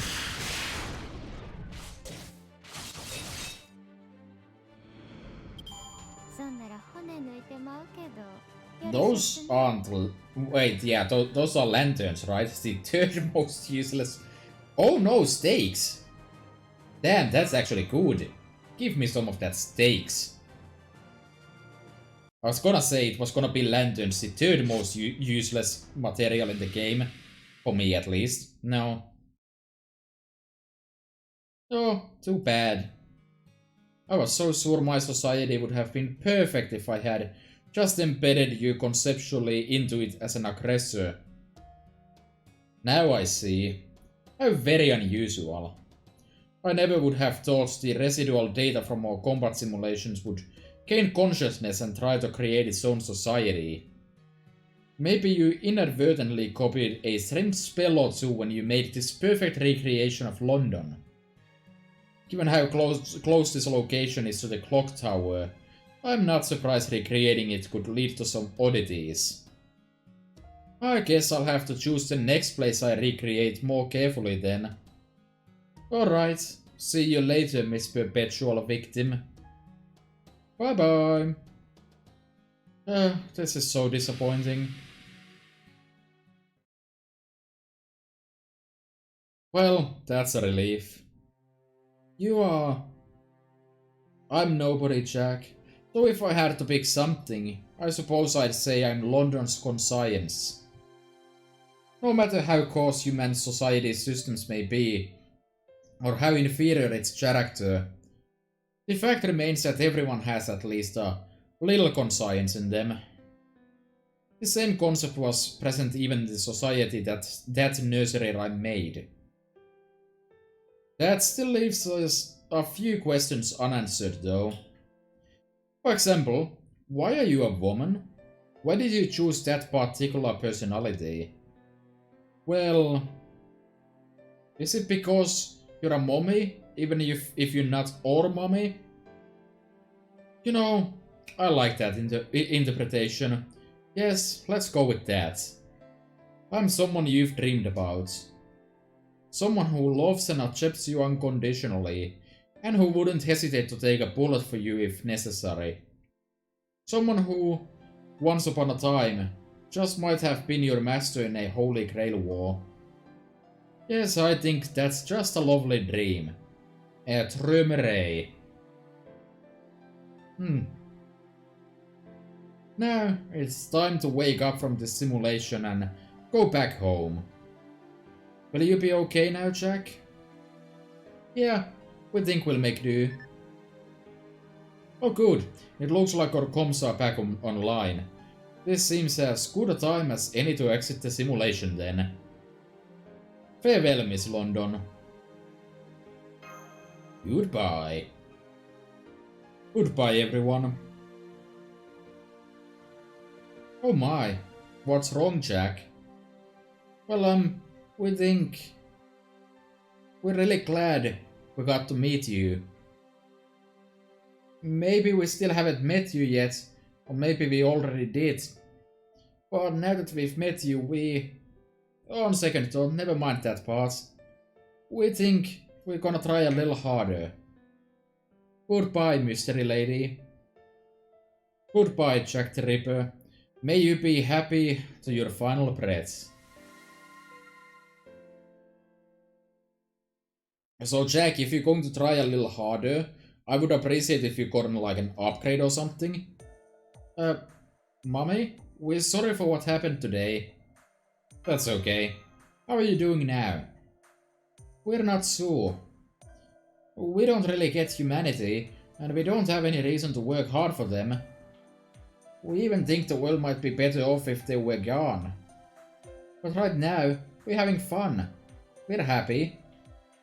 Not to mention, if that mysterious lady is out there somewhere. No, even if she's gone now, there's only traces of her left somewhere on this planet. We think we have to do the best we can. Then let's do our best together, okay? Yeah, let's. We promise we'll try really hard. So maybe we can still dream together too, okay, mommy?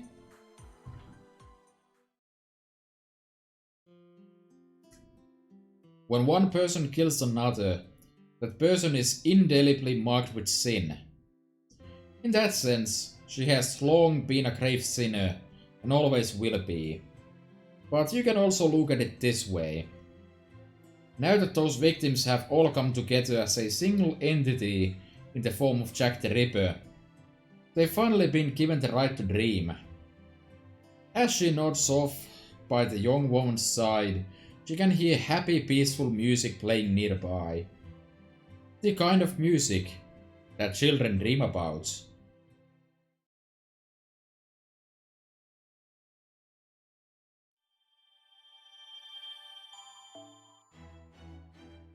And I got absolutely nothing out of that. Sweet. Anyways, I think I can... I should have enough time to do this one as well, so... Those watched over by the Gods Consort. Oh, hello Rinko. Are you taking a walk? Sure am. I'm pleased to see you in such good spirits.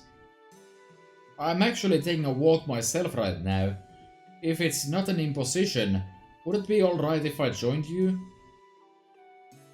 You need to ask? Of course.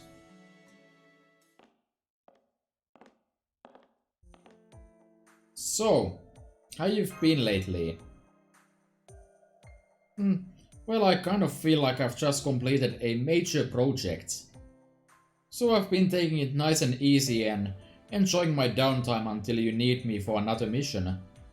I've been cooking with Purika, having Flair teach me needlework, that sort of thing. Ah, I see we're back with Flair doing needlework. I mentioned that it feels it's been a long time since we had anything to do with that during the summer event, and there it is again. Nice. Oh, and of course, I still train with my spear every day, so please don't worry about that. I am a goddess after all, so if you ever need my help, please know that I'll always do my best to provide it. Speaking as both a goddess and the girl whose body I'm inhabiting right now, I would hate for you to think I'm just a lazy-bone servant with nothing but time on my hands. The thought never even crossed my mind. Oh, good. I'm relieved to hear that. Still, I can tell I'm a little out of it right now, though I'm not sure why. Maybe I'm burned out or something? Whatever it is, I need to figure out what's wrong and fix it soon. Is that... Maybe I should, like, increase the unnecessary Murasaki Shikibu cameos into unnecessary Raita servant cameos, because that seems to be more of a trend. Oh goodness me, whatever am I going to do? No, I know what I have to do. I have to go with that.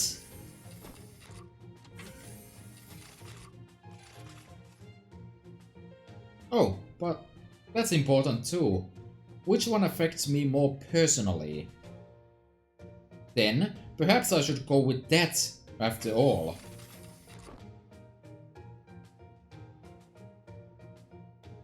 Oh goodness, I was in such a hurry I didn't realize I wasn't dressed.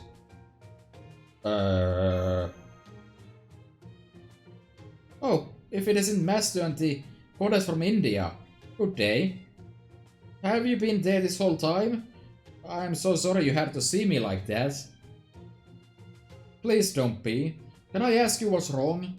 You seem very out of sorts. Yes, I suppose you could say that. I'm afraid the fault is entirely mine. I know that a true warrior should be able to make these sorts of choices quickly and decisively. But my current predicament has me going in circles. How so? Well, I was originally planning to go on a public decency patrol for the first time in a while. I've been so busy as of late that I've been neglecting my prefect duties, but I figured I could wait no longer. After all, once public decency starts to slip, things can get out of hand very quickly. So it is imperative that we run a tight ship when the time calls for it. All the more so now that the number of new servants have joined our ranks. I see. That's very admirable of you. But then, just as I was about to set out on my patrol, I received word that those accursed horned insects were going after my darling Kintoki. So of course, I couldn't simply wait around for them to get their claws into him. Protecting her children from evil is a mother's sworn duty, no matter how much they may call her overprotective. Sounds like the same old Raiko. Now I see. So you couldn't make up your mind over which course of action to pursue today. Embarrassing though it is, I'm afraid not. Well, in that case, why don't I take over patrolling for public decency for you? That would help me enormously, but I hesitate to ask so much of you, Lady Umahi, Goddess of India. Are you quite sure you don't mind? Of course not. I had some free time and was already out taking a walk, so it's no trouble at all. If I can put myself to good use, helping everyone else just by changing my course and checking in with them, well, that's just a no-brainer. Oh my, I suppose I shouldn't be surprised since you are a goddess and all, but I can almost see your good nature bathing you in light like a halo. Very well then, I will gladly accept your kind offer. I don't know how I can ever repay you for this. It's fine, really. Think nothing of it. As I said, I was already going on a walk anyway. Anyway, you were in a hurry, right? Shouldn't you get going? Yes, you're right. Thanks to your kind assistance, Lady Umahi, I can set out with no misgivings clouding my mind. At last, I can bring every single one of those insects preying on my dear Kintoki the swift and terrible retribution they deserve. Just try not to be too hard on them, okay? I know, Master. Don't worry. I would never bear it if my beloved child were to come to hate me after all. So I will do my best to keep my execution natural and stick solely to what is strictly necessary. Specifically, I'll go after them like a mother visiting her child's school to tell them Kintoki forgot his lunch. For what more natural reason could there be for a mother to appear suddenly out of nowhere? Oh yes, I almost forgot. This is a list of the servants I planned to check to ensure they weren't disturbing public decency. I truly am sorry to force this task upon you like this, Lady Umahi. Please don't be. I'm doing this because I want to. Thank you again. I swear I will repay this debt to you someday. Now then, if you'll excuse me. I see Raiko is just as passionate about her pursuits as ever. Just watching her in action has a way of cheering me up. Alright, let's see who we've got on this list. Well, seems like most of these servants should be right up my alley. I've got time to kill right now, so I think I'll go with you. Thank you, Master. Having you along would be a huge help. Alright, let's go be provisional prefects. I know I have a reputation for being a gentle goddess, but they'll soon see that I can chastise with the best of them. It's a good thing that Parvati gets uplifted for seeing Raiko go and execute swift murder upon some insects. Very pleasant. Oh boy, I see a moon cancer in there. Gee, I wonder who that might be.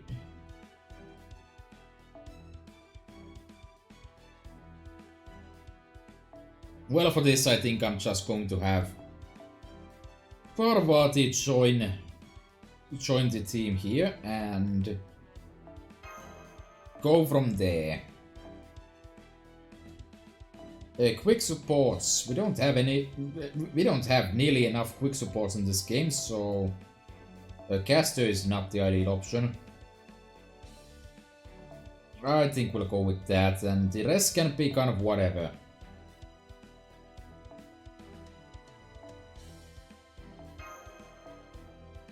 For optimal bond gains, of course. That is too expensive, so let me nerf that a bit. There we go. I think I'm just going to stick to this team for all of this. This should be very easy fights, so...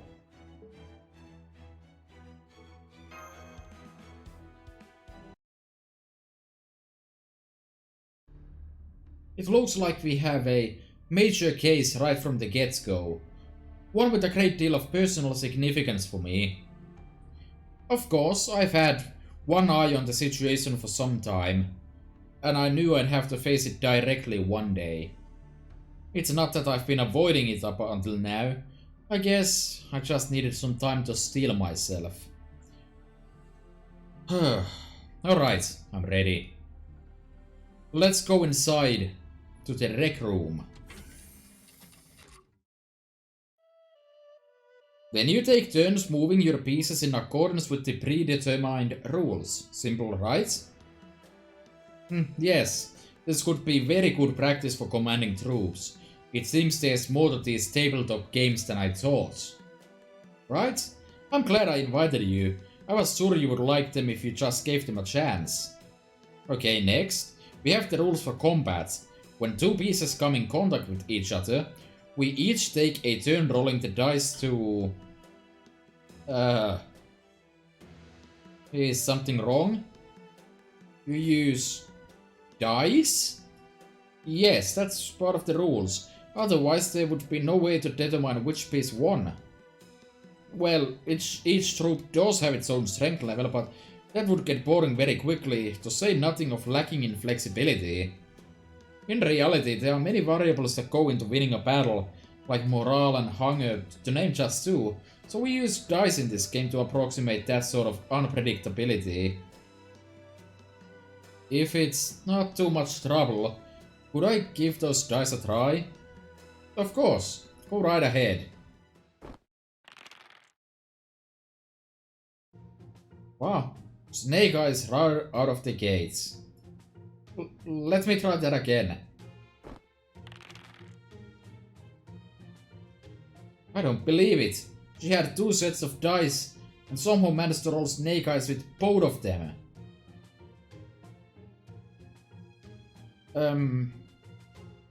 Maybe it would be better if I rolled the dice for you? Yes, I think that would be for the best. Lakshmi Bai, more like Lakshmi Bay, am I right? Didn't expect to see those two hanging out. Is that them? I see. Looks like Lakshmi is getting along here better than I'd hoped. Another servant I don't have, by the way. Would be nice to have that. Sorry, no. One of them was on the list, but she's not the main reason I'm here. This was actually helping me to work up the courage I need. Alright, here goes nothing. Oh, so that's how you want to play this, huh? Guess it's time for me to break out that rare drop I got earlier then. Nani? No fair. How come you get to be that good and get all the rares? There is nothing to gain from arguing about matters of luck, Lady Osaka Hime. That is why I only train my techniques so that I will be in fine shape regardless of the state of my equipment. I guess you've got a point. That does sound like how a true warrior would handle these things. Except I really don't think that applies here, Tomochi. This is a battle royale, remember?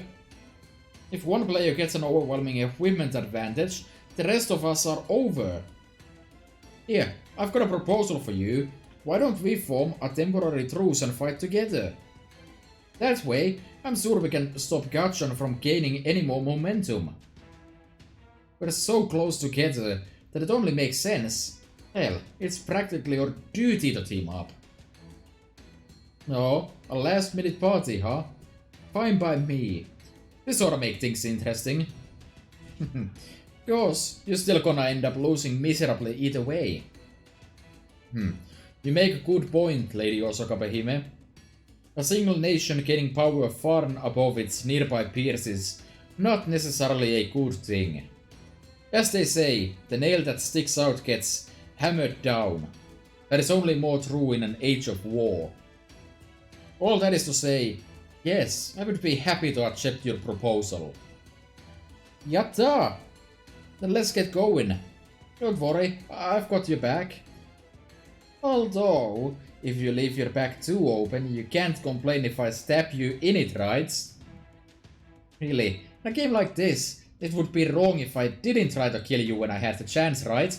Especially since I'm technically still an assassin. Oh, someone means to kill me. Ah, but I didn't even do anything yet. Oh, I'm sorry. I sensed something was amiss and reacted on instinct. What's this? Now you're infighting before your party's even gotten off the ground? Well then, I guess I'll just have to take advantage of this chance to demonstrate the destructive power of my ultra-heavy weaponry. Eat this! Say no more. I'm glad you understand, Master. Who's poking me in the shoulder? Can't you see I'm busy engaging in a serious power play here? What'd I just say? I'm busy right now, damn it. I don't care how badly you want my blessing. I'm already closed for today, got it? You'll just have to come back on my next business day, whenever that turns out to be. That does it. I don't know who you think you are, but you'd better be prepared to face divine retribution for the crime of interrupting the great Ganesha's game. Yes? What would I face divine retribution for exactly, Ganesha?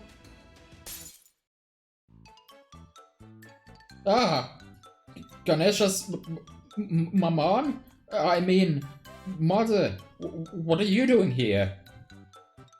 Ga, you say? That almost sounds as though you didn't want to see me. Who, me? Don't be silly. Why wouldn't I want to see you? Good. I'm glad to see you still remember me, even though we're both inhabiting vessels at the moment. Your vessel's consciousness may be stronger than your own, but that doesn't mean you aren't still my child. In fact, I get the sense that I'm partly responsible for your current manifestation, so I would hope you remember me. Well, of course I do, Mother. I am Ganesha right now, after all.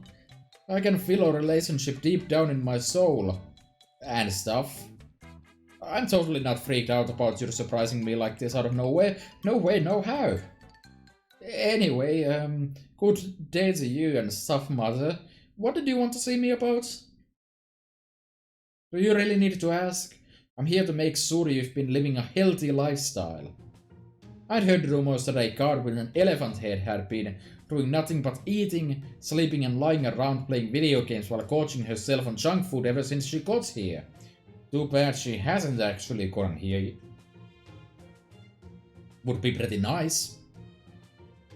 I've been telling myself they must have been exaggerating, only to find out things are even worse than I'd feared.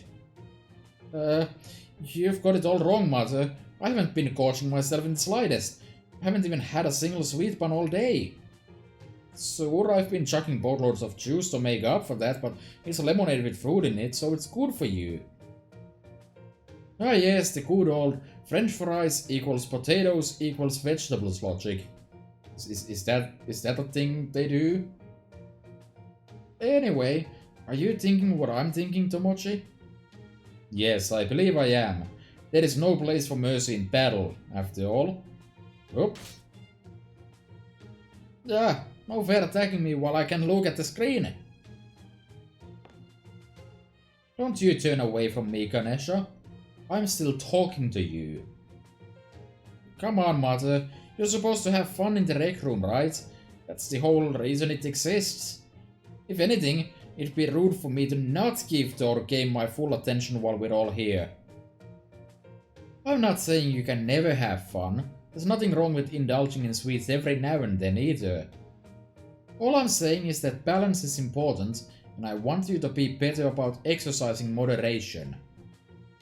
For example, let me ask you this. How long have all of you been here? Playing games?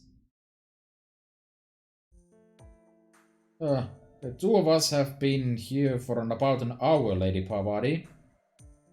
Yes, that sounds about right. Wonderful. Then there's no problem. It's a mysterious feeling talking to you like this. Must be because of the goddess inside you. What would you say to having tea together sometime, Lakshmi? It would be my honor. Now then, what about you three? Oh, yes, well, to be honest... Oh, bats, when did we get here again? I'd say probably... yesterday? That's the complete opposite of balance and moderation. I gotta agree, that's kind of overdoing it. Parvati, please look the other way on September 3rd when Killfest begins, by the way, because I'm going to spend about 4 days farming that with minimal breaks. Send help. Yes, you're right. I was so caught up in our game that I lost all track of time. How embarrassing. Alright, I guess I can take a little break then. I'll charge with some more lemonade and spend some time studying and working on self-improvement things. I'm glad to hear that. As long as you understand, I'm willing to let you off without a lecture this time. I'm kind of thirsty too. Do you mind if I had a lemonade too, Ganesha? Oh, sure. Go for it. There's a whole caseload where that came from. Huh. You're that into this stuff? Take a sip.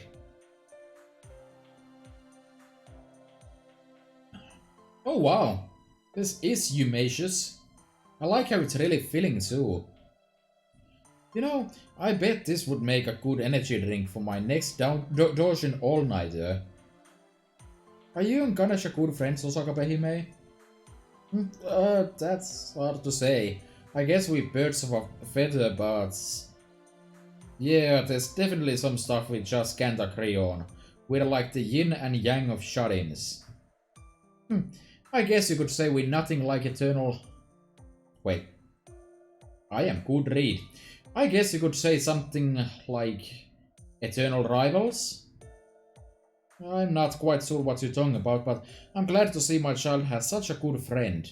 I hope you'll continue to play with Ganesha for years to come. Stop it, mother. You're embarrassing me. Hang on. Now that I'm all re-energized, just got a great idea. Let me just open up the old skill screen here. Okay, if I put this here and combine these together... Whoa, Sugoi! I think you might have just come with a new meta. You're right. I never thought of this approach before. There's no time to lose.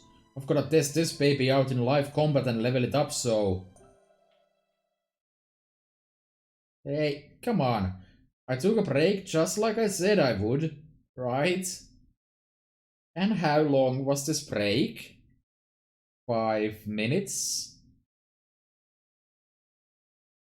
I guess I better break out the battle gear. I knew it! You still have no idea what the issue is here.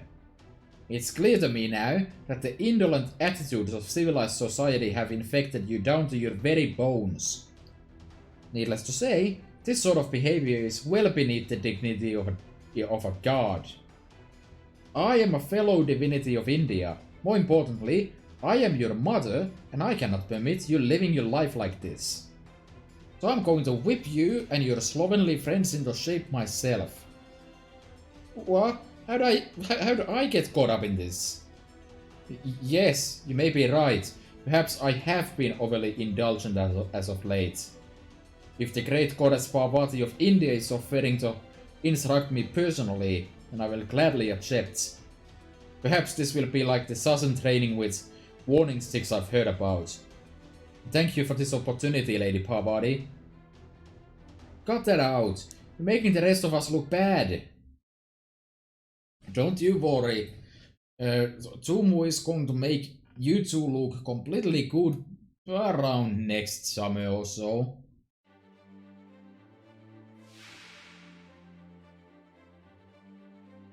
Anyways, this should end up in about a turn and a half.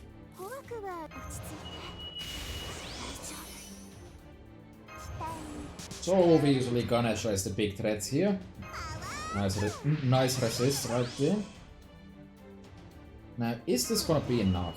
I guess I want to pop Ash of Kama so I can get some extra damage in there. Since on this turn I won't have Reynes's buff going yet.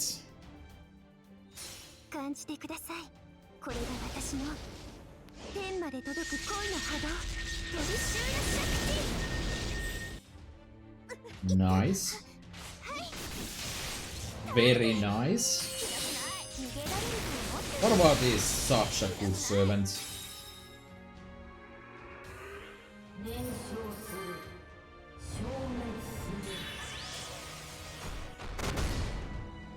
Oh, that removed debuffs. Unfortunate. Oh no. Anyways. Let's throw out another NP. Yeah, Parvati is an insanely good servant, like, even without all this Scuddy loot nonsense. Insane NP spam, generates stars, supports others, just mad. Mad good. Completely useless stuff there though. As one would expect, I suppose.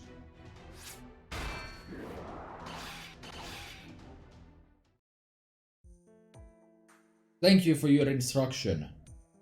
I can't believe how happy you are about this. This is exactly why I don't get you at late gamers.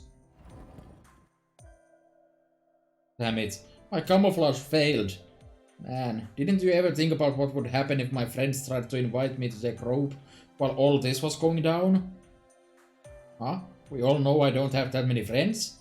Please don't say things like that. The truth hurts, you know. Nobody said anything of the sort. You're usually so responsible, Tumu. What is it about video games that makes you lose all sense of proportion? I'm not entirely sure myself. I've always felt like I was merely enjoying a new form of recreation. But I suppose I do have a tendency to become a bit over-enthusiastic when it comes to matters of warfare. I see. Your case may be a form of training. Well, please don't feel too bad about it. Even I know that modern games can be highly absorbing. The only thing I'll say is to be careful not to get carried away. How about you, Osakabe-hime? Me? I'm just an otaku, that's all. I daisuke this kind of stuff. Though I guess part of it is that games also help me come up with ideas for my next book. Research, basically. I see. So take the joy they give you and pass it on to others in a different form. It's nothing as noble as that. It's more like I've just gotta get it out of my system. You might be surprised. I have a feeling most creative people would say something very similar. At any rate, making art is a wonderful thing, and you should be proud of it. Just make sure you don't get too carried away in your research. Well, Ganesha, what about you? The fun. That's literally all there is to it with me. No deeper meaning than that whatsoever. I see. Then it would seem you leave me no choice. Oh man, why did I say that? The pressure. I should have known Papon, read Shiva, wouldn't marry just any old goddess. I mean, I did know, but still. Well, I guess I kinda sorta thought I might be slacking off a little more than I probably should. And the thought did cross my mind that I should probably do some real work every now and then.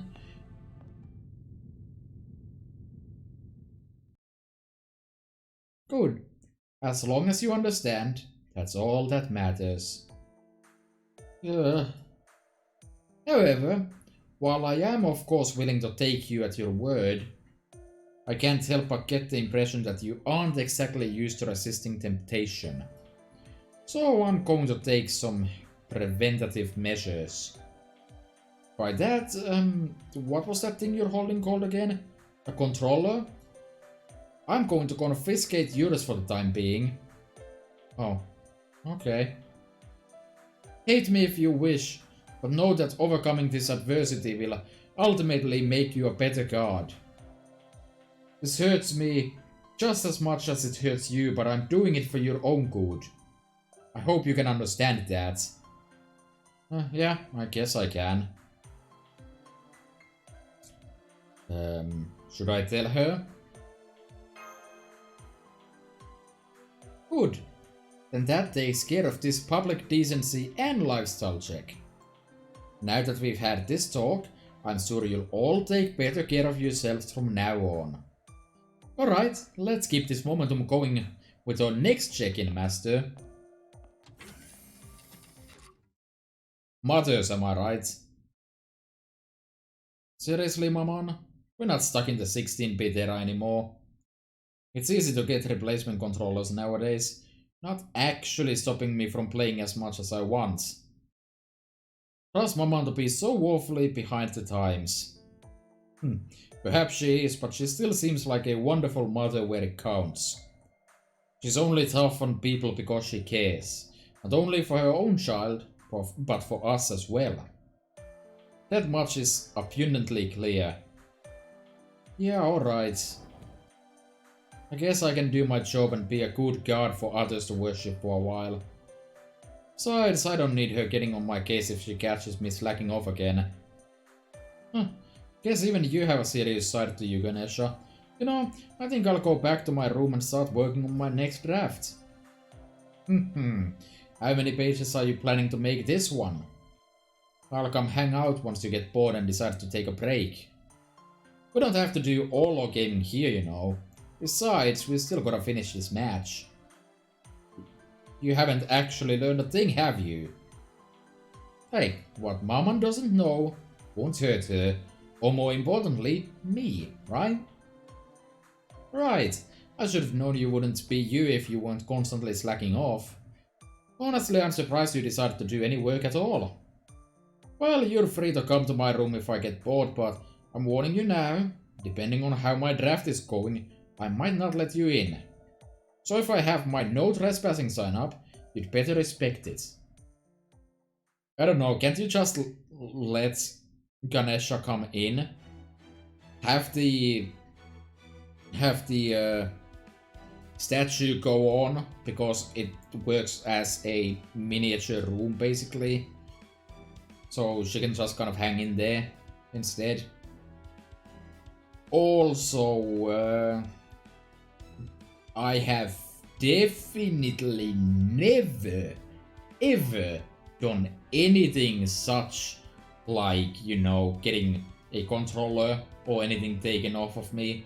And it doesn't even matter because I have like 37 other consoles and controllers in like every single hole my room can fit. Definitely not. Moving on.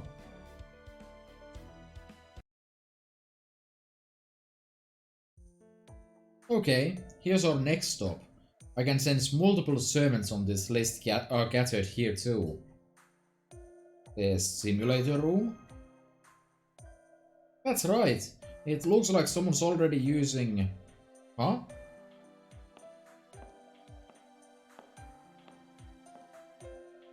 Hello, Arjuna. Is something wrong? Oh, hello, Lady Parvati. Hello, Master. I'm honored to see you today. I wouldn't say anything is wrong right now, but want some side cleansing? Did you want to go inside? No, that's alright. I don't have any reason to go in there. If anything, I think I would only get in your way. Please go on in, don't mind me. I'm going to find somewhere quiet and pray to Shiva to thank him for this fortunate encounter. And to once again convey my gratitude to him for my Pashupata here. Alright, I'd forgotten you had that. I'm sure you'll be fine, but... please do be careful with that. It's very dangerous. Thank you, Lady Parvati. Your kind words fill me with joy. Rest assured, I will heed your warning. Good day. Your kind words. Hey, Arjuna? Yes? You are the picture of a fair and righteous warrior. I know I don't have to worry about how you lead your life. That said... yes? I believe it might not be so bad for you to think a little less before you act. Much like the people in here are doing. Thank you for another word of advice, Lady Parvati. Will gladly take it to heart. But in this case, I really do think I would only get in your way if I were to accompany you. And since that is the last thing I want, I'm content to leave things be for the moment. Besides, I'm sure I'll have plenty of other chances. I see. Very well then, I won't press the issue any further.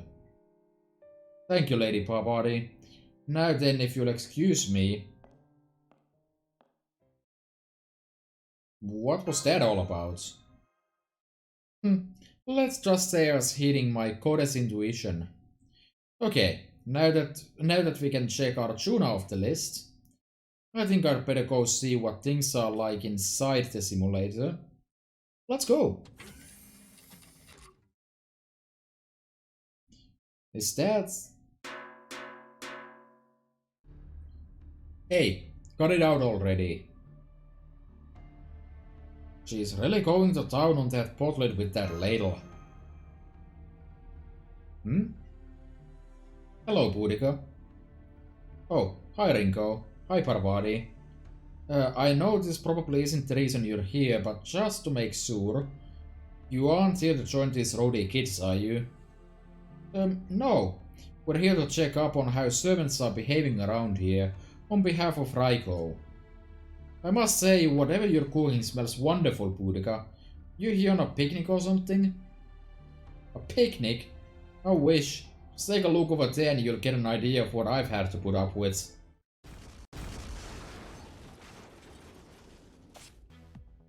Ooh, damn son, you really are a beast. I almost thought my fist was gonna burn off when I hit you. So that's Chinese boxing, huh? Goddamn pain in the ass. If I didn't know any better, I'd think you were using an illusion or something. I'm impressed you can pull that off with physical skill alone. I take it you're starting to feel the heat in more ways than one, skillful star. Let me have a turn then. I'll be glad to show him all the Chinese boxing techniques he wants. Hey now, no cutting in line. It's my turn to fight him next. Was it now? That's not how I remember it. Oh yeah? Well, let me give you a little reminder then. Since it seems those two are now rather busy, I'll be taking the next turn. Now prepare to face the demonic source of the first night of Fianna. Hey, don't go cutting in line either. Would you lot just shut up already? I don't give two shits who I fight next. So what, they're having some kind of fighting party?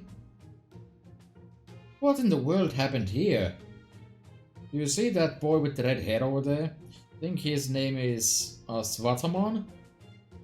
He showed up while I was in the kitchen looking inside the fridge and wondering what to make. And said something to the effect of, I'm hungry, get me something to eat, so I whipped this up for him. I knew he was from India and he's a fellow redhead, so can't help but feel a sense of kinship with him, you know? I'm sorry. What do you mean you know he was from India? And he's a fellow redhead. So you can't help but feel a sense of kinship. You're not from India. What the hell is that? But then, after I put my heart and soul into making this food, he won't even bother to look at it.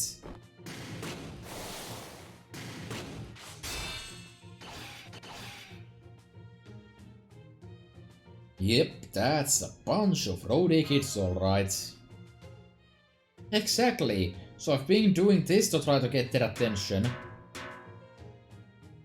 Hey, instead your food's ready. Take a break and eat up while it's still hot. Sorry, can't stop now that my engine's all warmed up. Just put it down on that rock. I'll have it later. You see, he won't listen to a thing I say. It's so frustrating. Yes, I do see what you mean. Indeed, this is absolutely unacceptable. It's not showing you the least bit of respect for cooking for him. For what it's worth, I'm very sorry. Usually Aswathaman would never pass up fine cooking, but when he gets caught up in the heat of battle, well... Indeed, I certainly appreciate how Purika always cooks such delicious meals for us. So I would love to help her out here if I could. But I'm afraid I'm already so full on bananas that there's nothing I can do.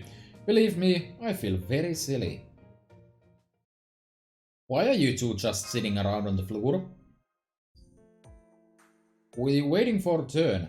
We originally came here hoping to get in some exercise, but then the others all said... You already had plenty of chances to fight him, right? It's only fair we get a turn now. We couldn't argue with that, so now we're just waiting for the others to finish before we have a go. What a wonderful attitude. You both get a gold star, heart. Lady Parvati, I'm so sorry I didn't see you there. It's alright, Rama. There's no need to be so formal here. We're both Ringo's servants now, so please feel free to address me as an equal. I see. As you wish then. Oh, back to the topic at hand. If you have an issue with Aswathaman's behavior, why not tell him yourself? I doubt even he would ignore whatever Lord Shiva's wife had to say. I'm sorry, I was only referring to your relationship. I didn't mean anything more than that. Oh Rama, you may be eloquent in most things, but you can't lie to save your life. But that's hardly a bad thing. Not to worry. Given my position, it's absolutely my duty to point out the error of his ways. Alright, let's get to it. Excuse me? Aswathaman? Huh? Who the hell do you think you are? Interrupting me when I'm having the time of my... Shit. Hi there, young man. I'm Parvati, wife to Shiva, the one who has so kindly kept you under his protection all this time. Ma'am? Yes, ma'am. Aswathaman at your service. Huh, that's a surprise. Guessing those two already kind of know each other? You could say that. Aswathaman is actually Shiva's half-incarnation. Given how he's acting towards her, say he's kind of like a young man on her husband's side of the family. So it's like Par's married to the head of his syndicate? Oh, I think I might have seen something like that in the library. What are they called again? Yakuza families? So basically they're like distant relatives? I don't really get it, but I guess I can see it. Good day, Goddess Parvati. Of course I have nothing but respect for you. How could I not, given my root essence? However, even as a Brahmana, I cannot fight the fever of battle. I understand you were preoccupied, but that's no excuse not to mind your manners. You really do mind me of Shiva, and not all in a good way. With all due respect, ma'am, I don't think it's fair to him to be compared to a wild brat like me. Anyway, as you can see, really don't have time to eat right now. Though I can at least grab a quick drink in between rounds. I've already got some right here. These things are surprisingly filling, so they're all I need right now. Alright, now I'm ready for more. Anyway, just sit tight for a bit, Goddess Bavadi. I'll wrap this up in no time. Alright guys, this idea pisses me the hell off, but if you still wanna play with me, come at me all at once. Of course, what pisses me off is not being able to fight each guy one-on-one. You're on. Itching to join in? Don't even think about it. Oh, for what is it about Indian boys? Whether it's salesing or fighting, it's like they're completely incapable of doing more than one thing at a time. Oh yes, Purika, it's not just you. I can hear mothers lamenting all over the world. Dealing with children so wrapped up in playing that your scolding goes in one ear and right out of the other, or having them turn down the food you lovingly made for them. Now that I'm like a goddess with a child of my own, I know how you all feel painfully well. Very well then, I'll just have to go from scolding to really punishing them. I'll make them turn over a new leaf if it's the last thing I do. That starts with putting an end to this incredibly dangerous playdate. That sounds like a lot to handle on your own. Let me help you. Are you sure? Oh yes, don't worry. Ringo was kind enough to watch my pot for me. Now my hands are free to dish out some tough love for these naughty brats. Thank you, Purika. That will be a big help. Alright then, let's get to it.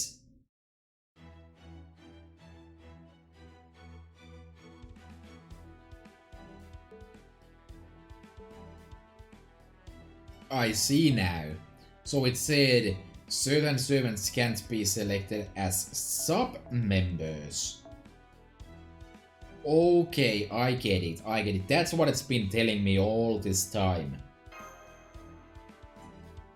Not that you can't select them at all, but that they have to be in the front row. Though in this case it's kind of automatic that way, innit? Also, I just love these force supports that are like 888 NP3 level 80 on a servant that you will almost certainly have 5 copies of within like the first month of the game. Alright, this is a bit unfortunate looking at this. That this is not a single wave. But otherwise I think this would be just Daijobu.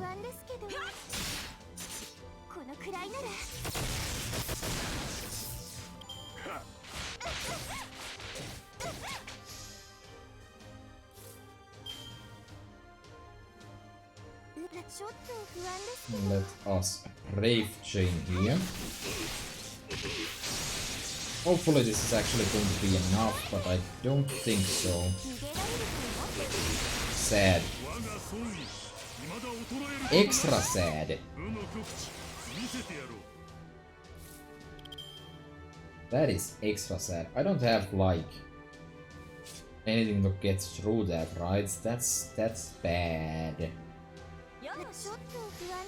Alright, let's do a quick chain then.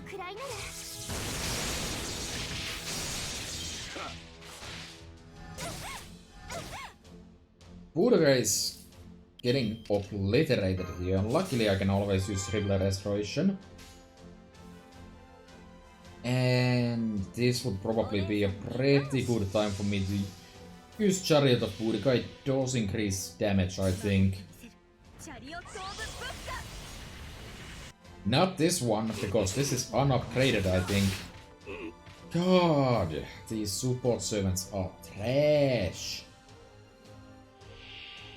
It would be so nice if whenever they have a force support like this, if they could go out of their way and give you the ability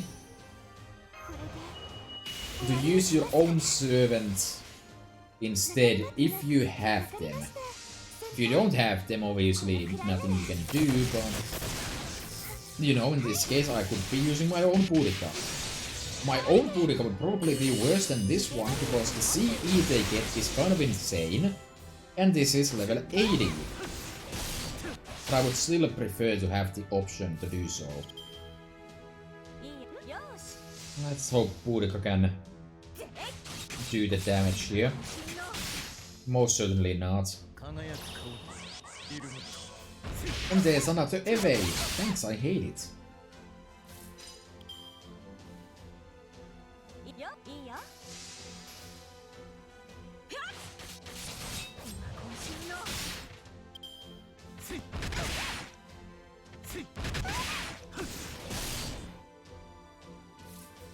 Oh.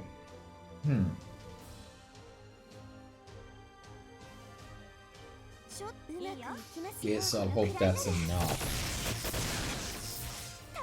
Most certainly, yes. Alright.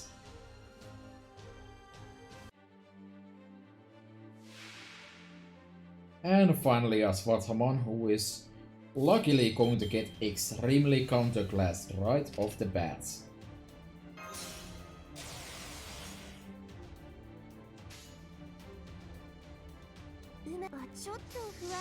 I could have gone for the full big chain, but I think this is better.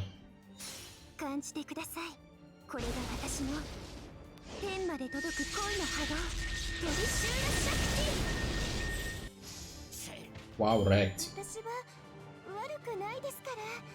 Just the NP would have been enough. Neato.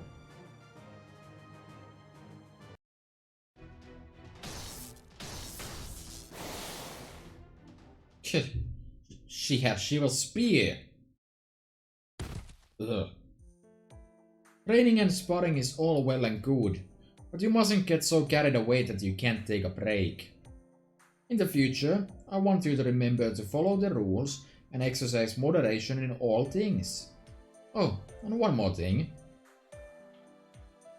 Above all, you absolutely must not take others' goodwill for granted, whether you mean to or not. But if you do, just make sure to apologize, mean it, and accept their goodwill again with a smile. And of course, you can't forget to say thank you. Here you go. Eat up. I can't believe she's just pouring it down his throat. Passive-aggressive mom. Alright, Aswathaman is dead. Never mind, Aswathaman is extremely alive. Can't believe it. Stuff is amazingly good. Thanks for the meal. You're quite welcome. Note to self. Do not mess with moms. I'm not sure if that was even passively aggressive. I think that may have been aggressively passive. Aggressively, passively aggressive. More like. Alright, one more node. And for this one I get to actually build my own damn team. And it's an assassin. But I did say I would use this Barbari setup, so I will.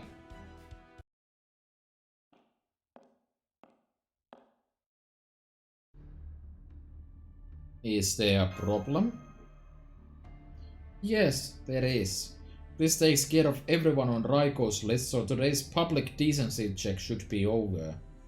But something's still nagging at me. What's that? Unfortunately, I'm not entirely sure. Right now, it's just a vague feeling of unease in the corner of my mind. But I think I've almost put the pieces together.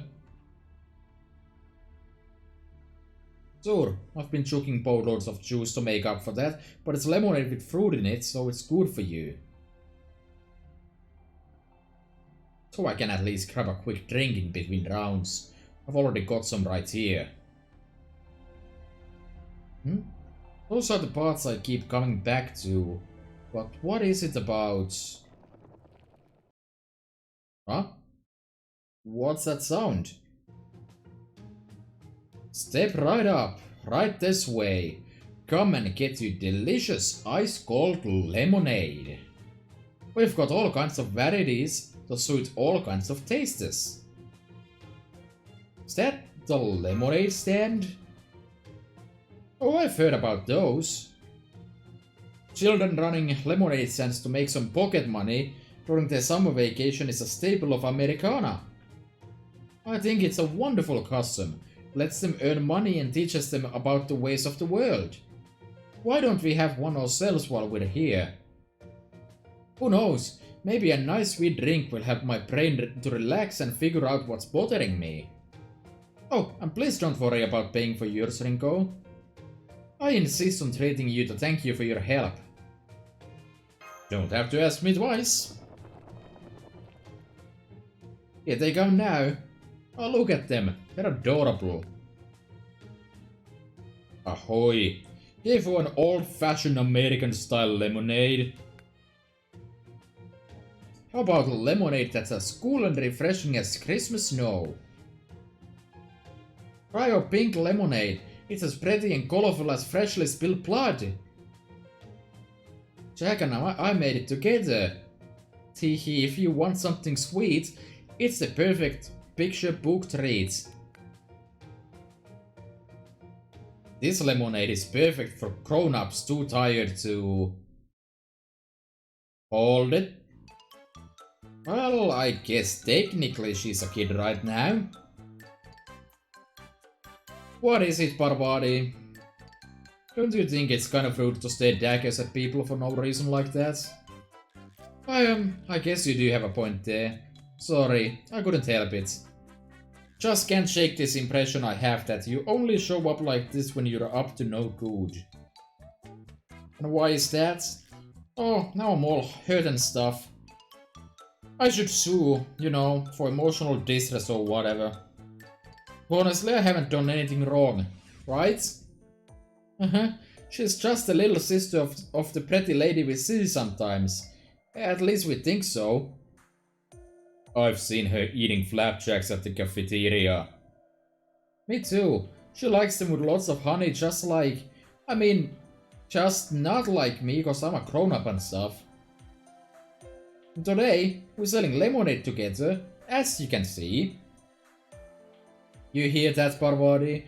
If you're going to grovel for my forgiveness, now's your chance. Honestly, I didn't even do anything wrong today. All I'm guilty of is selling special lemonade just for grown-ups. Special lemonade, huh? Yes, master. What's with the look? I'm pretty sure she's thinking there's something very fishy about that, and I agree. In fact, I think I know exactly what's been nagging at me now. Both Ganesha and Aswathaman were drinking lemonade. The exact same kind of lemonade that you're selling right now. Well, that's no surprise. It's been quite the unexpected hit after all. My special grown-up lemonade fills you up completely, both physically and mentally, giving you an overflowing feeling of well-being. Basically, all I'm doing is making everyone who drinks it happy. That sounds for all the world like some sort of dangerous drug.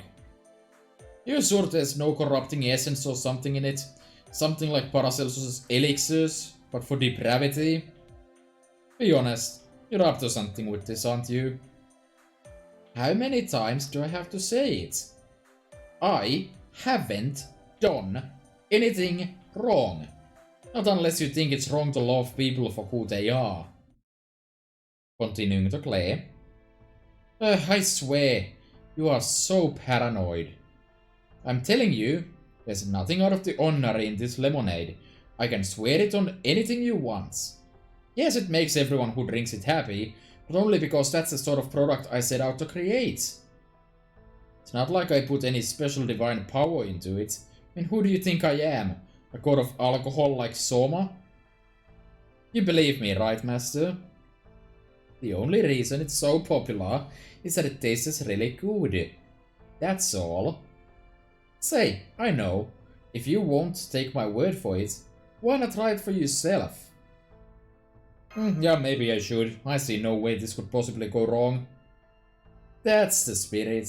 Come on, right this way then. Don't worry, this one's on the house. Wait just 1 second.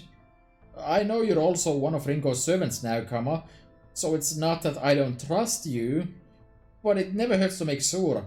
As they say, trust but verify. So I'm going to taste it first. In fact, I think I'm obligated to. Fine, suit yourselves. I'll just be over here, crying on the inside about how nobody trusts me. Okay, here you go then. Thanks. Alright, here goes nothing. Oh my, this is... well... this is really good, and it doesn't seem like there's anything strange in it either. The only unusual part is that it really does seem to fill me with energy. I still don't fully buy it, but I can at least tell that there's nothing bad in here. It feels like it has some kind of nutrient-rich substance. One that's just as good for servants as humans. Right? That's what I've been telling you. I didn't put anything strange in it whatsoever. I'm sorry, Kama. I guess I was being a little overprotective. I shouldn't have ignored the fact that you're a fellow servant now and decided you were up to no good. I hope you can forgive... That's right. There's nothing bad in it whatsoever. Just has very, very generous amounts of non-bad things. Which means... it's got calories like you wouldn't believe. Wait, what did you say it has? Calories? You know, those things humans are so obsessed with. The amount of sweet, delicious, magical energy it takes to heat a kilogram of water by 1 degree that's also used to build up our spirit origins. It was a lot of work figuring out how to cram that many into a single cup of lemonade, but I eventually succeeded. Now there's enough in every glass to pack on the pounds, even in a servant's body. What? Trembling with anger. It was truly a job well done, if I do say so myself. I can almost hear my customers' grateful voices now. It's a perfect casual meal for shutting gamers who don't want to move from their consoles but still need nutrients. Sure, the more she drinks, the bigger she'll grow, but seeing what she started with, she won't even notice. And for that delinquent on Shiva's side of the family, it's a perfect pre- and post-workout protein drink.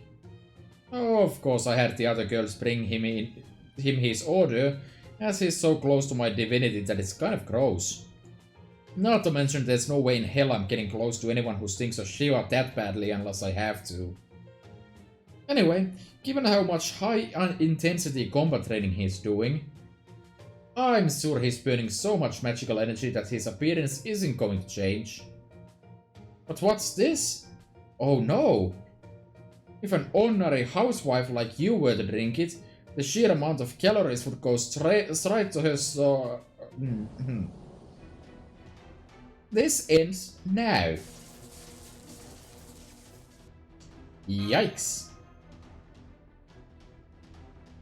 Hey, hold on, Pavadi. What's the problem here? It's just a cute, harmless prank, right? Okay, yes, I'll admit this wasn't the nicest thing to do to you, but you're the adult here. You shouldn't get that upset. I thought you were just going to scold me for a while and leave hating me a little more than you already did. I took all that into consideration when I tricked you into drinking the lemonade, you know. I'm angry because you didn't actually take anything into consideration at all. Despite what you may think, I don't hate you. What Shiva did to you was wrong, and I agree that I'm partially responsible for it. So I don't blame you at all for holding a grudge against me. Honestly, playing pranks on me is enough to satisfy you. I'm willing to go along with them up to a point.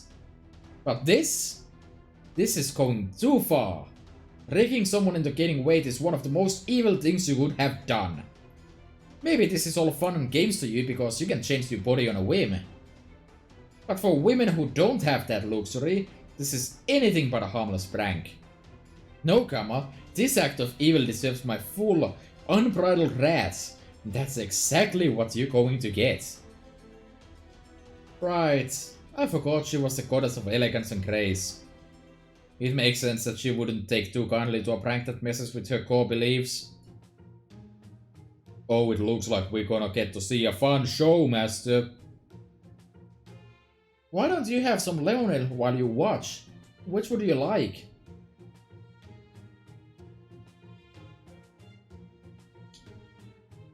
One cool and refreshing lemonade, please, Lily. How is it, reindeer? It's wonderfully delicious. Yay! I'm so glad! Although, Master, how come you look even kinder than usual right now? I don't know if I'd say kind. It's more like you're looking at something far away. Is that what they mean by looking beatific? Yeah, it's like you're looking but not really seeing. How come? Don't you wanna see the show?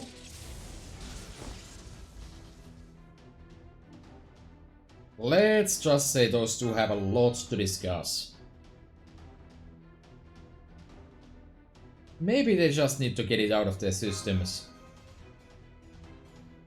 You're going to apologize, and you're going to hand over an antidote right now. Why the hell would I have an antidote for a glass of lemonade? Haven't I already told you it's not poisoned? I only wish Shiva could see you now, so he'd know what a loon you've become. Serves you right. You know, maybe I'll have another glass.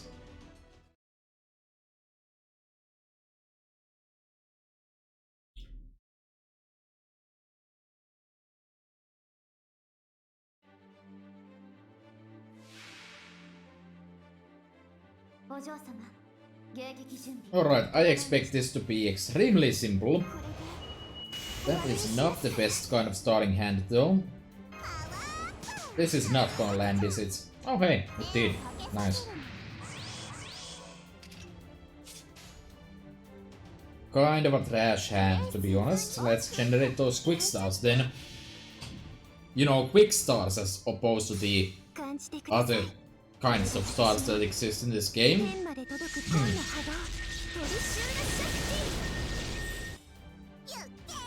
43k, huh? That's not even with all the buffs I can have.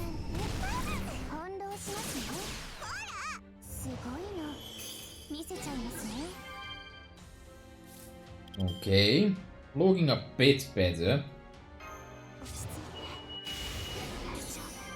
And of course this is the point where I can start charging up as well, so...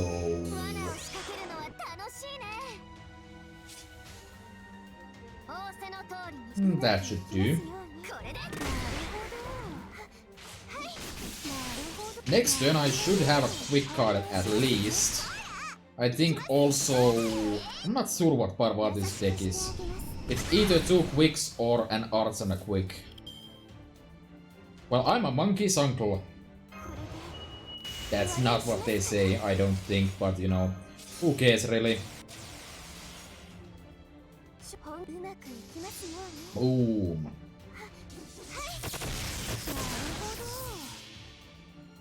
Pretty sure Kama is not living this.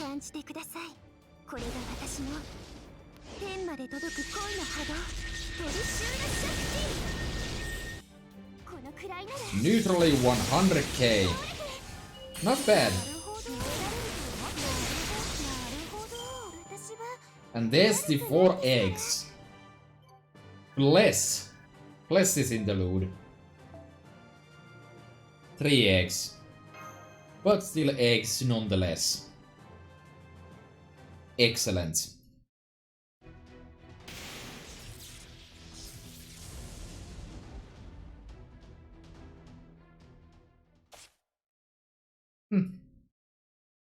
Oh fair, this is tyranny.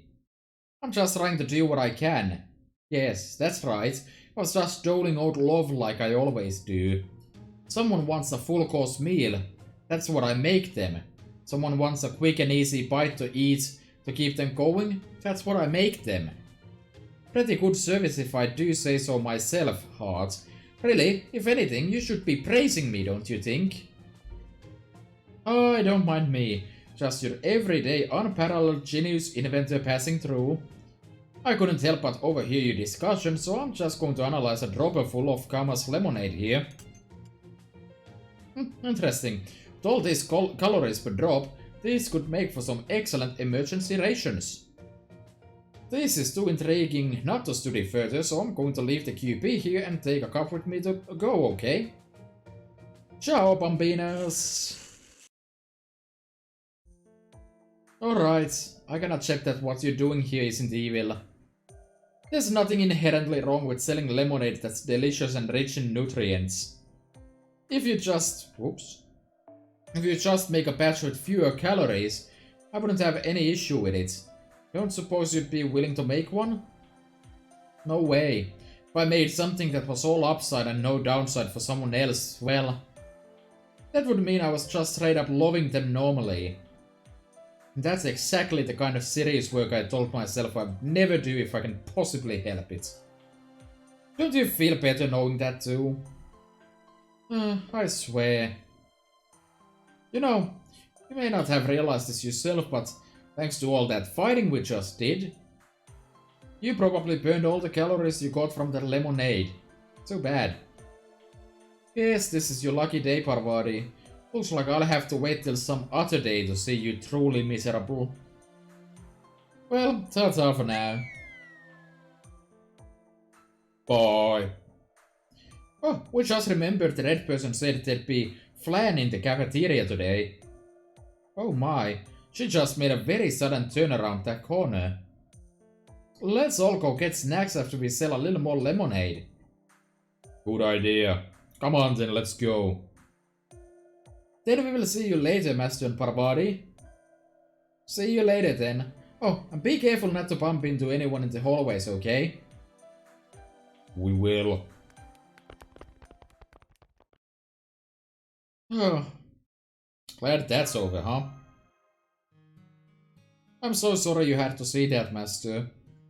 I guess there's just no escaping the fact that Kama and I have a very, special relationship. It's okay, I get it. At this point, I don't think Kama's ever going to change. I'm sure she'll continue to do the bare minimum required of her as a servant, but she's also not going to stop playing these kind of impish pranks. Oh, but please don't feel like you have to worry about her yourself, Master. I feel like it's only right that I continue to keep an eye on that troublemaking goddess, even when I'm not standing in for the head prefect. You know, now that I think about it, that might be true for all the other Indian deities as well. In fact, watching over them a careful distance like this just might be part of my job. After all, much as it pains me to admit it, a lot of Indian deities do tend to go a bit overboard.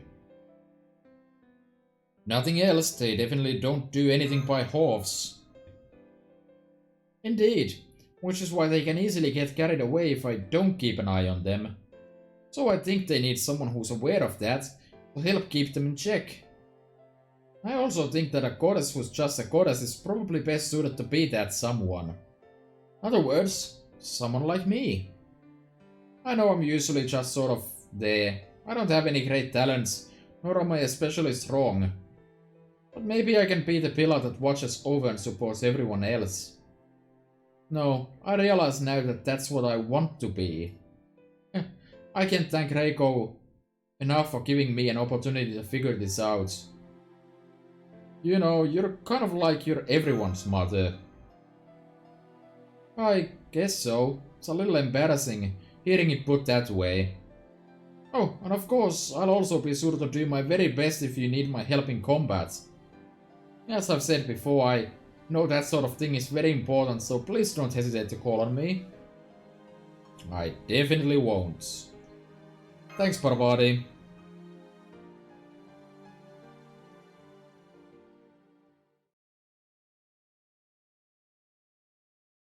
Bonus. The true victim in all this.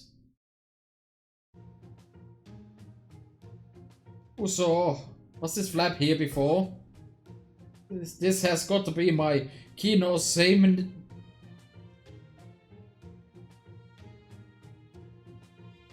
Kino Seiman...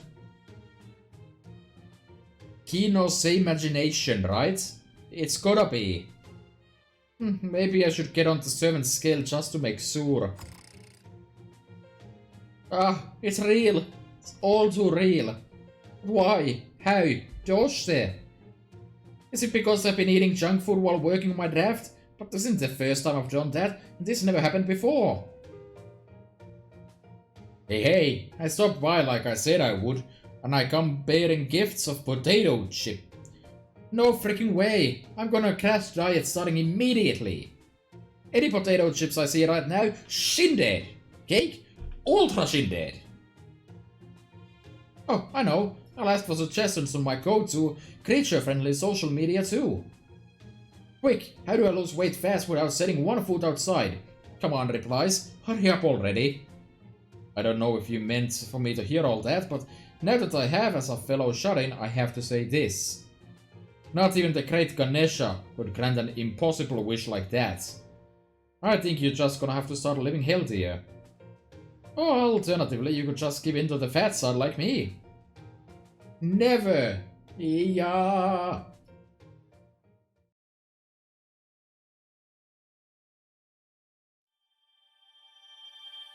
I don't know. If the only criteria is to not step a single foot outside, you can probably lose weight just fine. Anyways, that is all of the interludes done, and I think that is a pretty good time for me to stop, you know, as I planned. So I'm going to next be streaming sometime after Gilfest starts. I'm kind of in a weird spot because even after up bench skills, I still don't really need, I don't know, I don't really need that many of the materials from the nodes themselves, and the boxes kind of cap out at like 470 for me. After that, I'm not getting enough value out of them. So I'm probably only going to farm the first round, but I am going to farm that pretty hard. So I don't really like the idea of like doing a farming stream or anything, because the hell would anyone want to watch that for? But you know, I might do it anyways. So you know, that's something you can look forward to.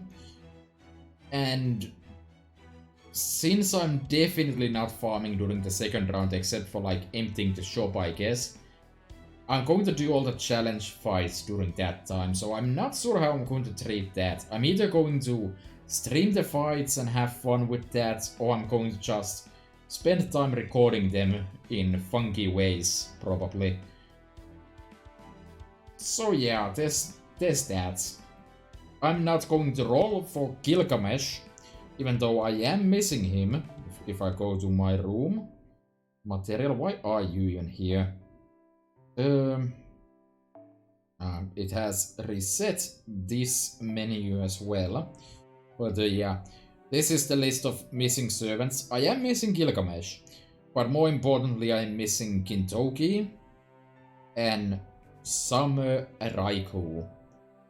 And they will be available at some point via the Back to School gacha. We don't have the date for that yet, but I do know that it's happening, so that's my #1 priority. And it honestly kinda sucks because I realized that the Gilfest gacha has the 5-star CE. That's actually a good one though. And I don't like that, because I would like to have 5 copies of that, and because it's Gilfest, it's never coming back either, probably. I don't think, at least. So I'd have to roll 5 copies of that, and that's gonna be hella expensive.